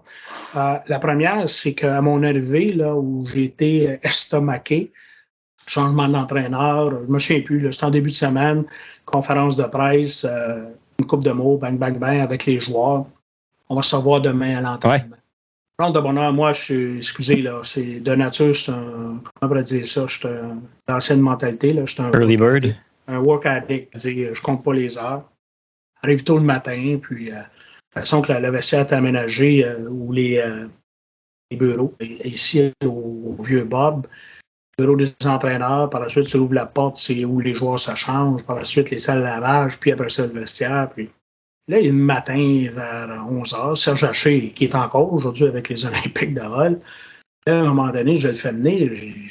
10, 11 heures, il y a beaucoup de bruit là, où les joueurs se changent. À côté, c'était annexé à bureau où on a nos installations. Je fais venir le soigneur, j'ai dit, journée pédagogique, on n'a pas d'école. Je dis, non, ils vont pas à l'école, les autres. Ah. Regarde, honnêtement, là, j'arrête le décompte, là. Je veux dire, là, j'ai dit, non, ils ne viendront pas à 11h le matin. Moi, à l'époque, j'appelais ça le phénomène Chuck Wagon. Le joueur s'amène le matin vers 11h, il a encore l'oreiller dans le visage parce qu'il n'a pas vraiment joué dans la manette toute la nuit. Là. Puis là, il repart, puis là, il va faire son nappe d'après-midi parce que vous comprendrez que dans ce temps-là, on s'entraînait en fin d'après-midi, 3 à 5. Alors, ça. C'était pas le matin comme aujourd'hui. Fait que là, j'ai commencé à mettre ce qu'on appelait les sign-in à l'époque. Et je pense que c'était à 9h le matin. On l'a changé l'heure, puis ceux qui venaient, on embarquait sur la glace. Non, c'était fini la balade dans le parc, là. Et dans ce temps-là, j'avais, il faut jamais perdre de vue que l'aspect anglophone prenait beaucoup de place dans le vestiaire. Probablement, hein? Joueurs anglophones. Mais encore plus important, par la culture des gens, c'est bien beau, à un moment donné, il y avait peut-être des anglophones qui venaient de l'Ontario, mais de la culture des gens, je pouvais avoir 2 cultures totalement différentes, même si on venait de la même province. Par la suite, j'avais les Maritimers du Nouveau-Brunswick, comme Shane Doiron, par rapport à un autre qui venait de Moncton. Après ça, Jim Campbell, c'était un Américain. Après ça, un Allemand. C'est ça, il y avait les joueurs européens aussi dans ce temps-là. Oui, il y avait un méchant mélange, mais c'était cette réalité-là à l'époque. Tandis qu'à ma 2e année, je vous dirais, 11 matchs à domicile en séminatoire, approximativement, là, je peux me tromper de 1. Là. C'est sûr que pour l'administration, les chiffres étaient bons. Là. On s'en cachera pas. Là. Les entrées, ça avait été, sur l'aspect administratif, ça avait été très bien. Mais l'objectif, Mark Ruttenberg, qui était un ancien propriétaire des Expos à l'époque, puis de Guess Jean, l'objectif 1, c'était d'aller à la Coupe Memorial. Malheureusement, comme j'ai dit tantôt, on n'était même pas à un match. Je pense qu'on était à une période parce que Chicoutimi, le match était égal après 2 périodes lors du match numéro 7. Pour revenir à là, ce qui a été le plus difficile dans l'atteinte des objectifs, c'est que, on n'avait pas nécessairement d'équilibre entre l'attaque et la défense. Je vous dirais, pas que ça ressemble au Sénateur au moment où on il y a un certain gap, mais c'est que honnêtement, c'était la 3e année, des Éric Lecomte qui avait été un choix de premier nom de Chicago, Sébastien Bordelot. Là, le réflecteur leur appartenait. Mais en raison des objectifs qui étaient grands au niveau organisationnel, là, ça a été les transactions qui ont amené Martin Gendron. Pour ceux qui ont connu Martin Gendron, son garçon aujourd'hui évolue avec l'Armada de Boisbriand. Martin Gendron, je pense à la saison précédente, on avait marqué 70 avec le laser de Saint-Hyacinthe. Hugo Proulx, 20 ans, là, qui venait aussi de Saint-Hyacinthe, c'est un gars de 100 points plus par année.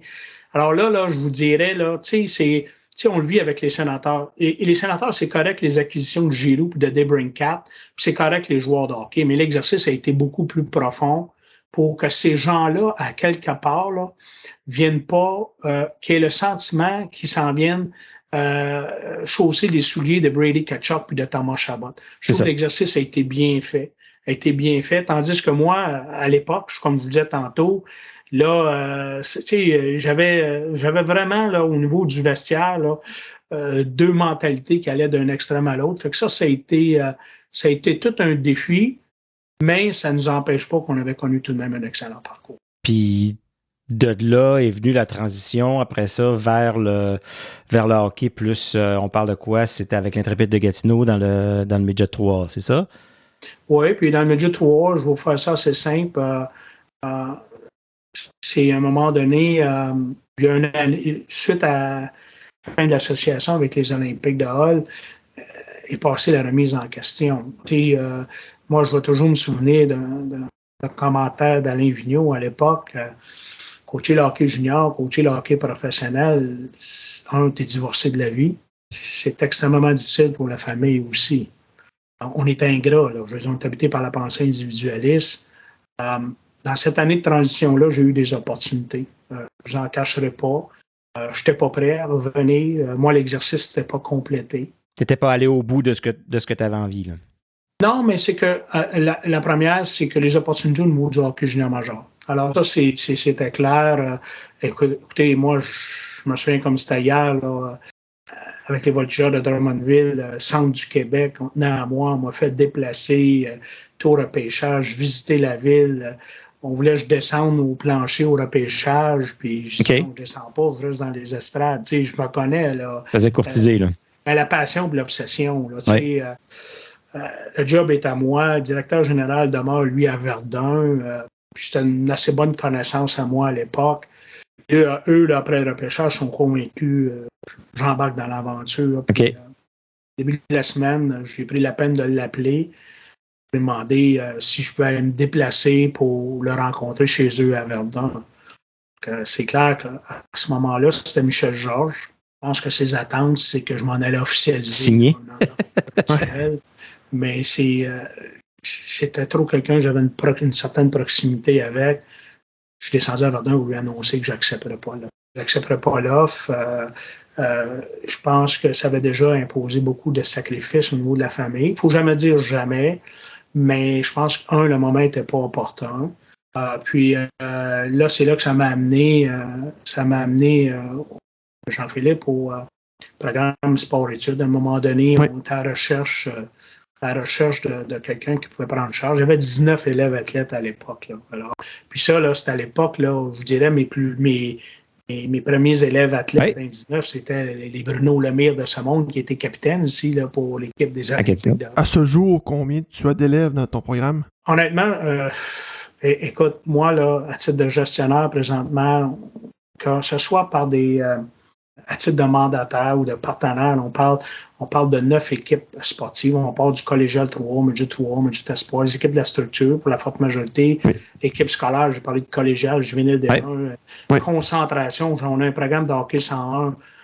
Écoute, là, je te dirais, regarde, les lundis, mardis, mercredis, là, normalement, j'ai dans toutes nos infrastructures sportives, glace, synthétique, musculation, 150 élèves athlètes, là.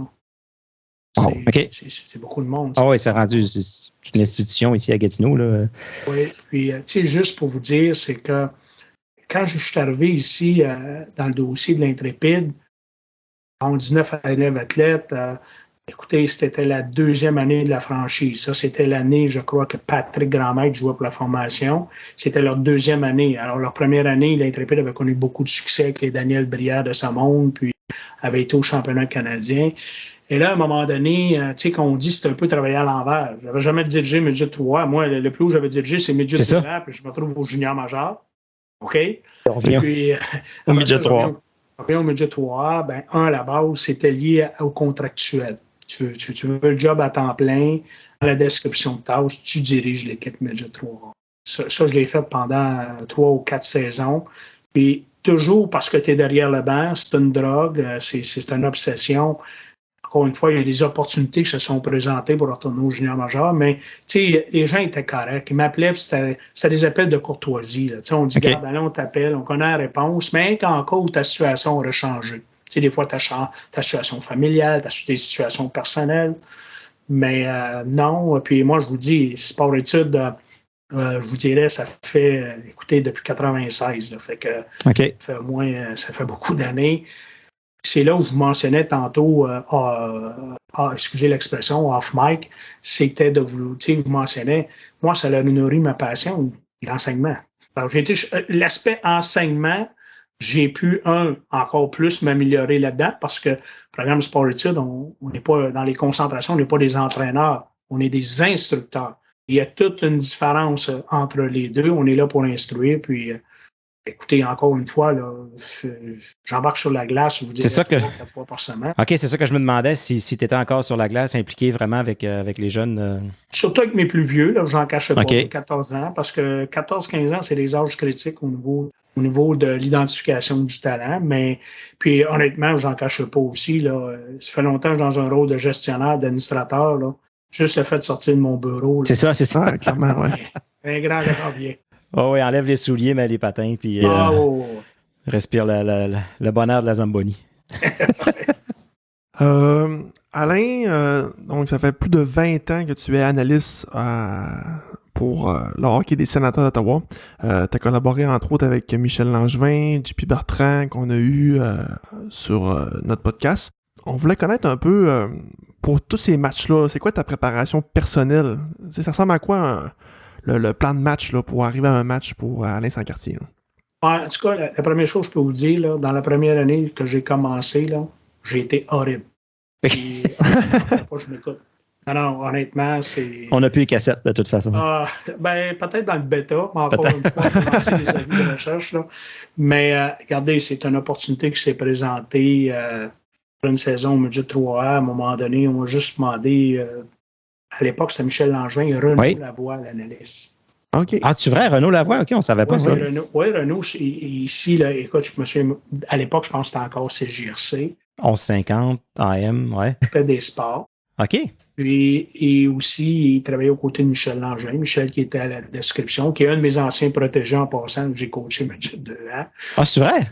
Oui. OK. Et là, à un moment donné, on m'a fait une proposition de dire, Alain, les Sénateurs vont commencer des séries contre les Sabres de Buffalo, Dominique Hachek à l'époque.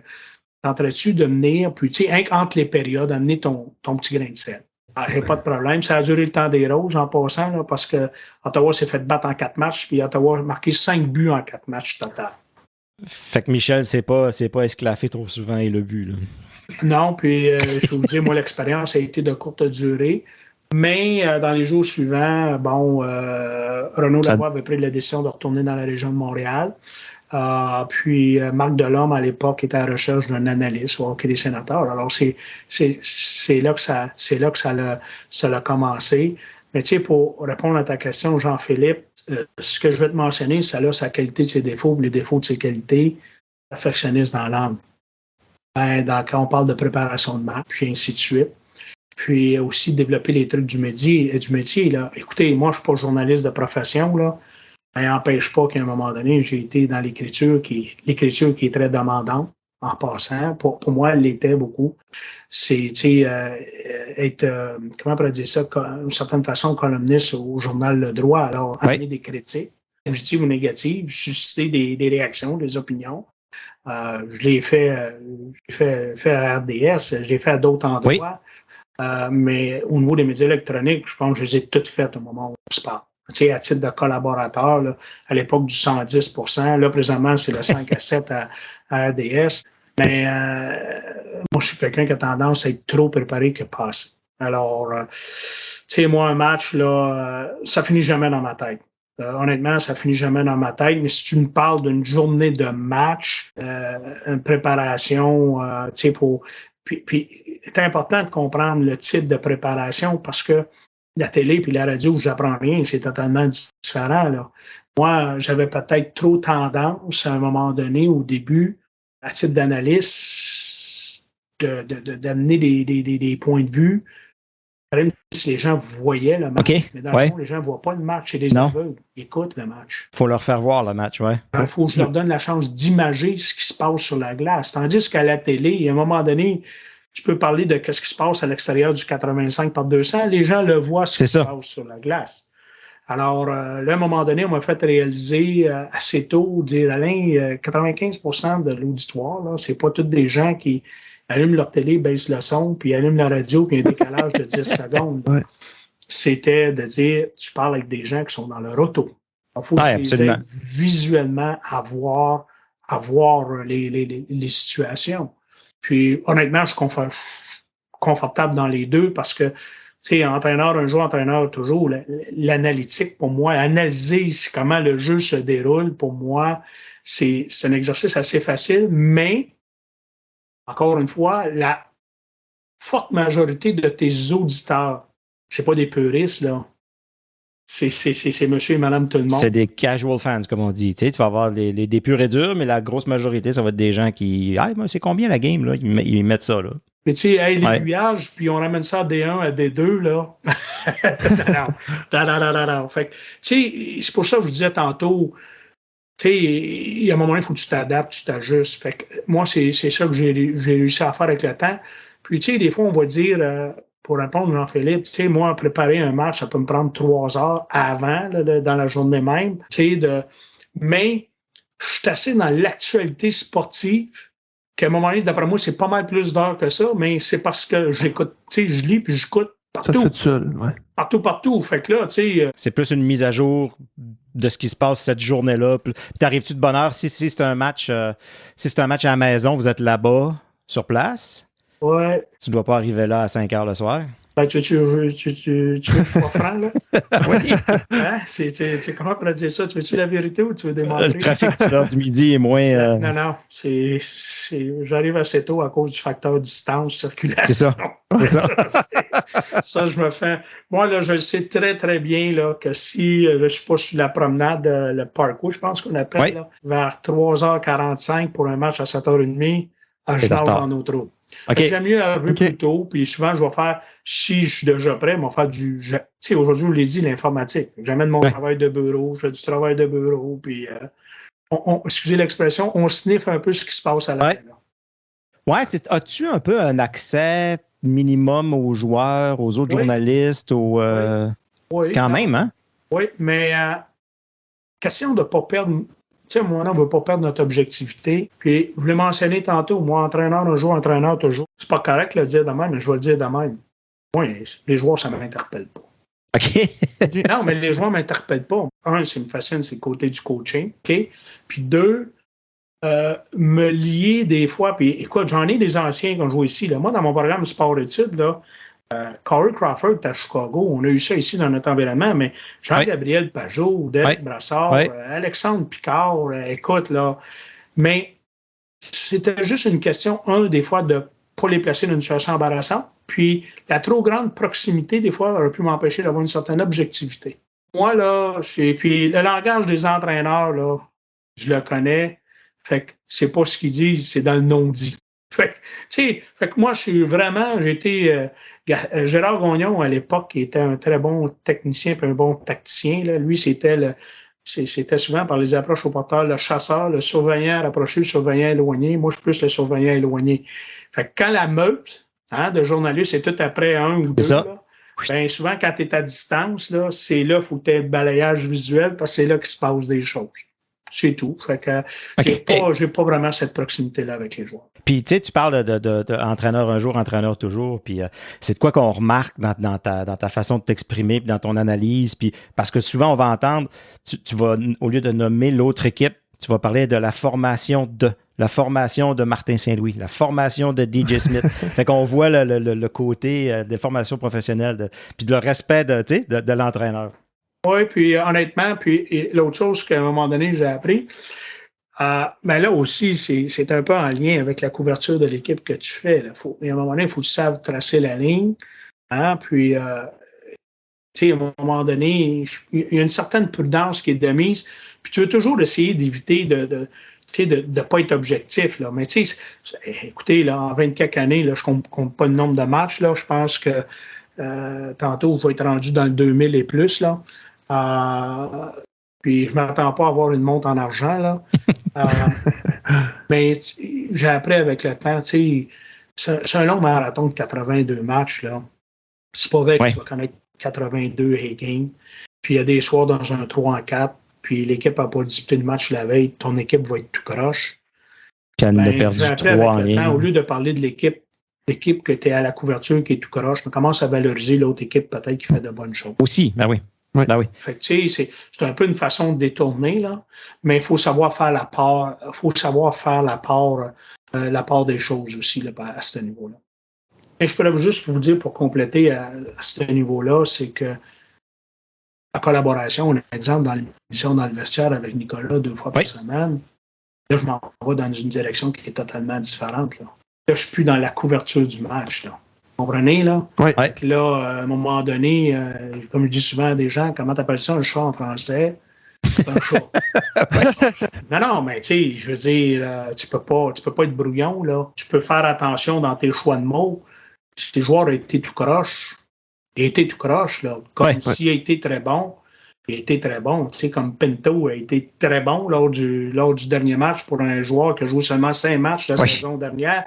Puis l'année d'avant, c'était l'arrivée de la fameuse COVID. Alors, mais ça va dans un sens comme ça va dans l'autre. Des fois, c'est juste le choix des mots qui est. On va profiter du fait que notre coach Alain Sancartier est avec nous pour parler de l'équipe actuelle. On veut t'entendre un peu sur tes attentes, les prédictions. Est-ce qu'on voit les Sénateurs en série? Ben, écoutez, j'ai pas le choix de faire un retour arrière. On a parlé d'entraîneur tantôt. Puis, je vais te relancer, juste avant, je vais te relancer sur quelque chose que tu as dit tantôt. Quand on commence une nouvelle formation, c'est pas nécessairement l'entraîneur qui a bâti, qui récolte. Ouais. On part pas à zéro dans le cas de DJ Smith, mais c'est quand même celui qui va avoir bâti. Est-ce qu'il est sur le siège éjectable? Bon, écoute, moi, je vais me servir. Je t'ai dit tantôt, on va être prudent dans le choix de mots. Là. La question des attentes est totalement différente. Vraiment, là. Écoutez, je mentionnais tantôt hors d'onde, là. J'ai fait ma petite recherche sur Wikipédia hier. Là. Depuis que je suis associé d'une certaine façon, directement ou indirectement à la couverture des Sénateurs, là, c'est 9 entraîneurs qui ont passé. C'est 5 directeurs généraux. Il y a eu beaucoup de trafic. Puis ici, à un moment donné, cette business du sport, là, ailleurs, Ligue nationale, Ottawa, c'est un cimetière pour les entraîneurs. On peut en passer une multitude là-dedans. Mais moi, j'ai dit souvent, pour les entraîneurs, il y a tout de même quelqu'un qui les a embauchés. Exact. Hein? Exact. Ah, c'est pas un bon coach. Mais il y a quelqu'un qui l'a nommé là. Puis il est rendu à 5 d'embauchés, 4 d'embauchés. Non, mais je ne sais pas, mais tu sais, ce que je viens de vous dire, à la base, là, la reddition de compte, là, le coach, lui, c'est la reddition de compte, c'est au DG. Le DG, par la suite, ça peut être à une direction des opérations hockey ou au propriétaire là, de l'équipe, et ainsi de suite. Mais à la fin de la soirée, il y a toujours une reddition de compte. Moi, honnêtement, la plupart des entraîneurs qui ont dirigé ici, j'ai eu de bonnes relations. Jacques Martin, je ne l'oublierai jamais. Là. Pour moi, c'est celui qui, à quelque part, n'a pas juste fait changer la couleur des murs ici, là, au Centre Canadian Tire. C'est quelqu'un qui avait pris la relève de Dave Allison, vous en souvenez à l'époque. Puis lui, Jacques a amené une maturité. Moi, quand j'associe coach Ligue nationale, un vrai pro, Jacques Martin, c'est le premier qui m'interpelle. Ça, je n'en cacherai pas. Il a fait de bonnes choses, il a fait de moins bonnes choses, ainsi de suite. J'ai eu de la difficulté à comprendre son congédiement par John McClure. 48 heures plus tard, quand John McClure l'a expliqué, je vous dirais pas que j'étais acheteur, mais j'ai mieux compris pourquoi. Pourquoi? C'est que ce que vous venez de mentionner dans le dossier de DJ Smith. McClure ne pensait plus que Jacques Martin pouvait amener les joueurs à la prochaine étape. Ouais. À tort ou à raison. Mais au moins, il avait l'argumentaire pour appuyer. Et là, au fil du temps, moi, je me souviens, Guy Boucher, Guy s'est amené, c'était une embauche surprise. Souvenez-vous, sa première année, là, il a fait des miracles. Là. Et je m'en souviens, c'est éliminatoire. Là, Derek Brassard évoluait justement pour les Sénateurs. Puis je ne sais pas si c'est cette année-là que Pajot en avait marqué 4 dans un match. Là. Puis j'avais même dit à Guy Boucher, on avait une proximité à cause de la langue, ça je ne vous en cacherai pas. Il était très, très généreux de son temps. Passionné là, de la game, puis généreux, puis qui est capable de... Je ne sais pas c'est qui parlait le plus entre vous deux là, pendant les conversations, mais ça devait... on devait pas beaucoup de pauses. On n'était pas 2 passionnés, on était 2 obsédés. OK. C'est encore pire. Mais là, j'y avais dit une année en éliminatoire contre les Rangers, c'est le 4-7. J'ai dit, écoute, là, moi, là, je sais que tu les as tous hypnotisés, là, parce que c'est la réputation de Guy, là, c'est le Mesmer, là, tu sais, du hockey. Là. Je l'écoute à la radio, puis je t'ai hypnotisé. Là. Ah ouais. Honnêtement, là, puis là, je disais à un moment donné, là, tu as réussi à me rentrer dans le pot. Et là, on me l'a dit, moi, même moi, je suis hypnotisé. Peut-être que les affaires sont tout croches, là, mais je suis assez hypnotisé que je ne suis pas capable de les... Mais, écoute, quand tu joues sur la carte du mental, comme tu la joues comme ça dure un laps de temps. Là. Ça dure 1 an. Quand il a tenté l'année d'après de ramener ça, tu sais, de refocus, recentrer ce monde-là, là, non, oublie ça. Là, pas marché pas tout. Non, ben là, les joueurs de profondeur se voyaient comme les joueurs de premier niveau. Les joueurs de premier niveau se voyaient comme coach. Les coachs se voyaient comme DG. Le DG se voyait comme propriétaire. En bout de ligne, la personne faisait son job. Ouais. Non, mais ça, c'est l'anecdote qu'on a au niveau du hockey. Nous, on dit souvent, le joueur va être coach, le coach va être DG, le DG va être président. Tout le monde pense qu'il peut faire mieux. Jouer. Il n'y a personne qui est dans la bonne chaise. Là. Je veux dire, fais ton job. Alors, tu sais, pour revenir à cette année, pour moi, quand je vous dis je suis du déjà vu, et moi, je me souviens, au début des années 2000, les Sénateurs d'Ottawa, là, je suis là quand les Mike Fisher, 18-19 ans, arrivent, Martin Navlat, Marianne Ossa, Spezza, il y avait de la grosse quincaillerie, là. Wade Redden. La faiblesse à l'époque, parce qu'on était dans l'ancienne mentalité de la game de hockey, je dirais le plus gros handicap des sénateurs, c'était le caractère et le toughness. Puis dans ces années-là, c'était tout le temps contre les Leafs de Toronto. Gary Robin, Nemeth, Domi. Puis je vous conte une anecdote. Il y a une année, Ottawa, je ne sais pas si elle a fini, il avait devancé les Leafs, ou en tout cas, il y avait vraiment une compétition entre les deux. Puis à un moment donné, on se retrouve dans un ascenseur, puis Jacques Martin, là, la superstition, là. Écoute, là, tu joues un match à la route, gagne pas, c'est sûr que je change d'hôtel le match d'après. Là. Ah ouais, OK. Ah oui, non, ça, oublie ça, là, je veux dire, c'est ça, c'est couler dans le béton, je veux dire. Puis, à un moment donné, on se retrouve dans un secteur huppé de Toronto, chic hôtel, puis là, à un moment donné, on est tous dans l'ascenseur, puis là, tu sais, on est encore dans les journaux copie-papier, là. Et là, il y a un moment donné, dans tous les journaux, là, tous ceux qui ont ta couverture des sénateurs qui viennent de la capitale nationale, on est tous là, livre en 4, livre en 5, livre en 6, mais il n'y a rien pour les sénateurs. Lui, il est dans l'ascenseur avec le journal, puis là, il me dit, il dit, on donne pas cher de notre peau. Mais, écoute, moi, là, j'ai beaucoup, beaucoup de respect pour l'homme. Il vient d'avoir 70 ans. Oui, c'est ça. Puis écoute, il est dans un corps d'un homme de 50 ans. Là. Je veux dire, Jacques, c'est un passionné. Puis, quand je dis passionné à ce niveau-là, je reviens tout le temps dans les anecdotes parce qu'en série, on voyageait partout. Là. Puis c'est tout le temps la même chose. Là, il y avait le personnel hockey, le média, puis les joueurs en arrière. Puis là, le média ne tourne pas par en arrière. Tu sais, il y en a qui jouent au 4, les bonbons, puis ça. Puis ce qui c'est un peu, c'est ce qui se dit dans l'avion, on reste dans l'avion. Ah ouais. Puis là, Jacques avait tout le temps l'habitude. Écoute, un que j'ai fraternisé beaucoup avec, moi, c'est André Savard, qui était un de ses adjoints à l'époque. Ouais. Puis là, à un moment donné, Jacques, là, après qu'on était rendu dans les airs, à un moment donné, il allait prendre tout le temps sa petite marche, puis il s'accotait près de notre banc. Là, il me disait tout le temps, puis coach, t'en penses quoi?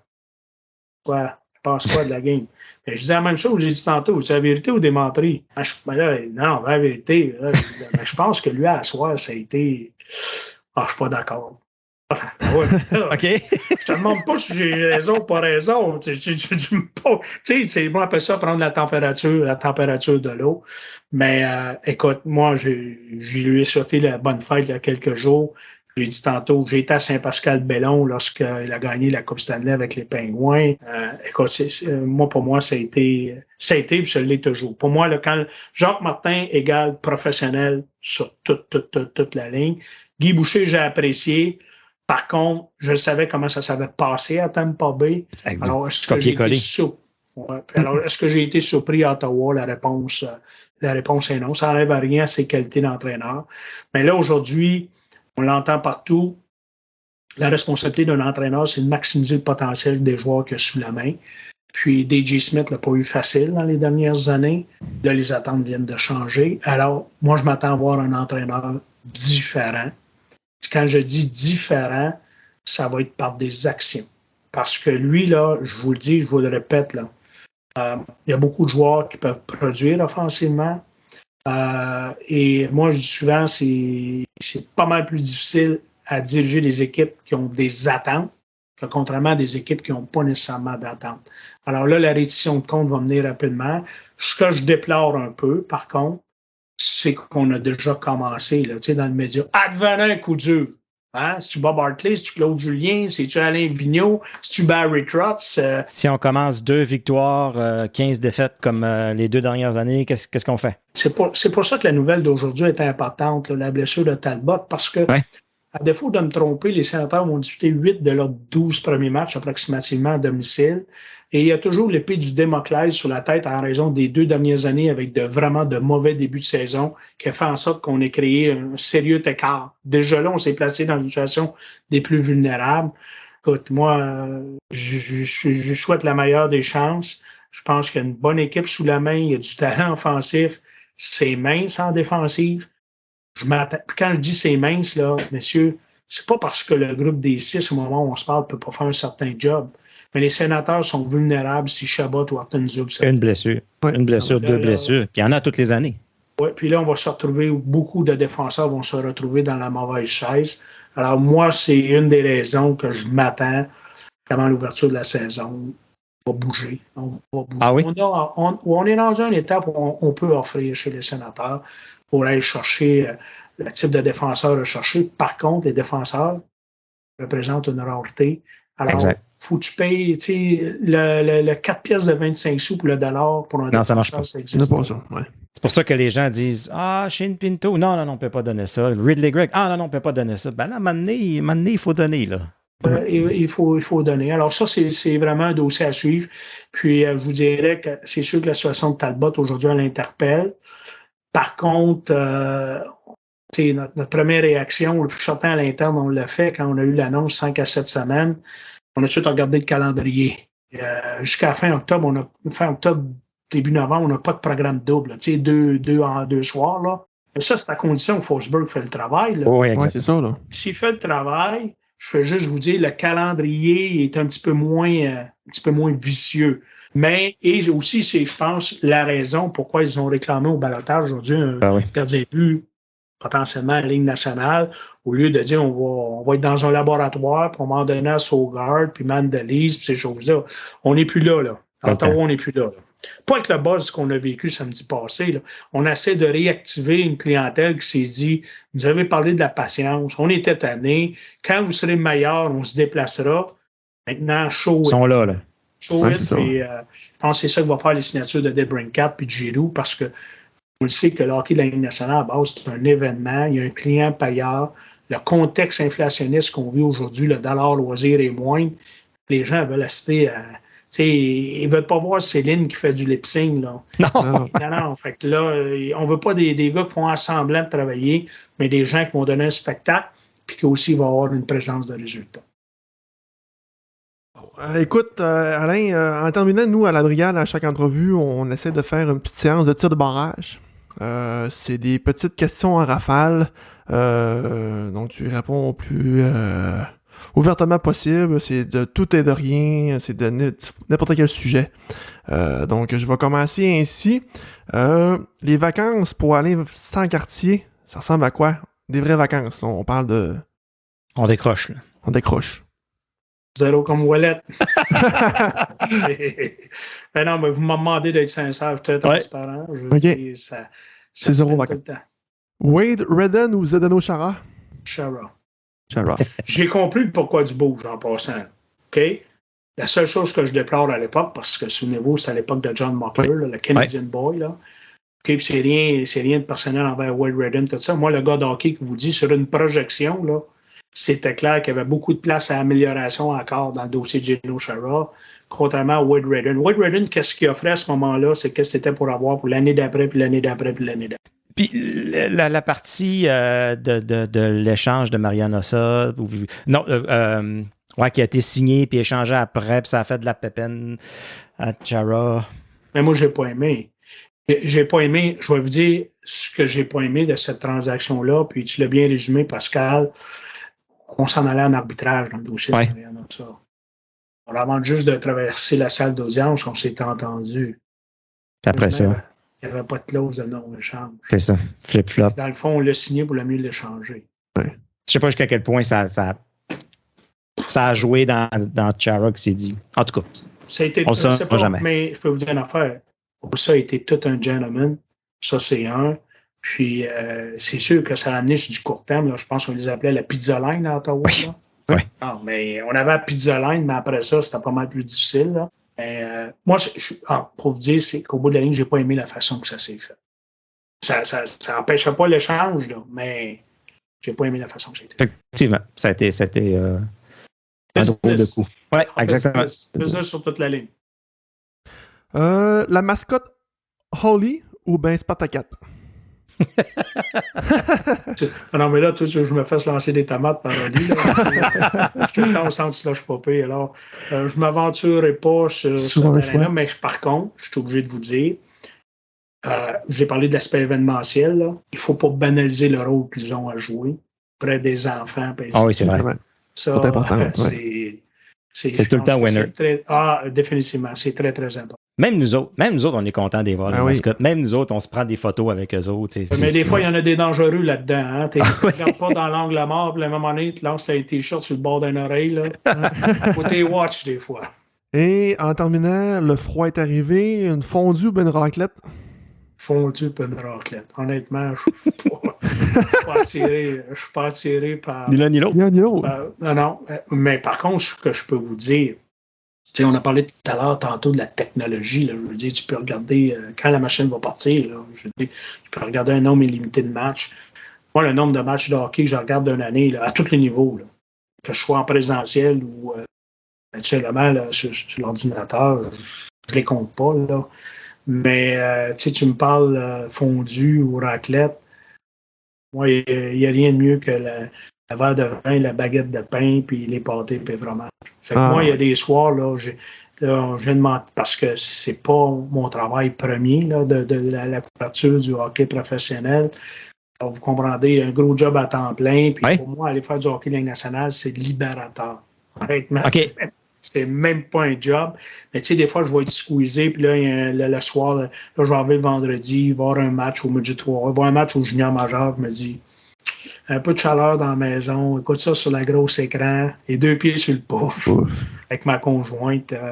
Disons que ça, c'est des bons moments là, pendant la période hivernale. Puis honnêtement, des fois, je regarde pas la qualité du vin et la qualité des pâtés. L'important, c'est d'être avec les bonnes personnes. Exact.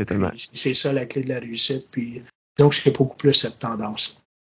C'est sur si belles paroles. Un gros merci, Alain, de ton temps. On t'aura écouté encore pendant... Ouais, on va être obligé de te réinviter. Il y a des choses qu'on n'a pas eu le temps de parler. Vision multisport, ton implication au niveau des arénas dans la région qui rehausse la qualité puis de l'offre de glace pour nos jeunes. Puis, fait que c'est sûr que ce serait le fun de se reparler. Moi, j'aimerais bien. Puis, honnêtement, peut-être qu'on serait peut-être à travers de ça de certaines informations privilégiées. J'ai tout le temps dit, là, on pourrait écrire un livre. Là. OK. Si là, je peux pas, je pourrais écrire un livre, mais ça, regarde, je suis pas rendu là, je suis dans le moment présent, mais ça va me faire plaisir. Puis honnêtement, j'ai aimé l'expérience. Puis aujourd'hui, justement, de bonne heure, je parlais avec un bon homme de hockey là, qui est dans le coin de Sherbrooke. Puis après 1 heure, là, faisait au moins 60 minutes, je dis OK, là, on va arrêter ça parce que quand on parle de hockey, pour moi, en tout cas, il n'y a pas de limite de temps. Le sablier, il se vide jamais. Fait que, mais ça va me faire plaisir parce que c'est des choses que Vision municipale Ottawa, c'est des choses que je veux partager. Puis, pas partager des choses peut-être qui ont déjà été dites, des choses qui ont été non dites dans tout. Parfait. Super. Merci de ton temps. Encore une fois. Merci, coach. Salut. On va aller écouter le Canadien. Oui. Salut bien. Salut. Bye. Alors, c'est ce qui complète cet épisode de La Brigade. On espère que vous avez aimé ça.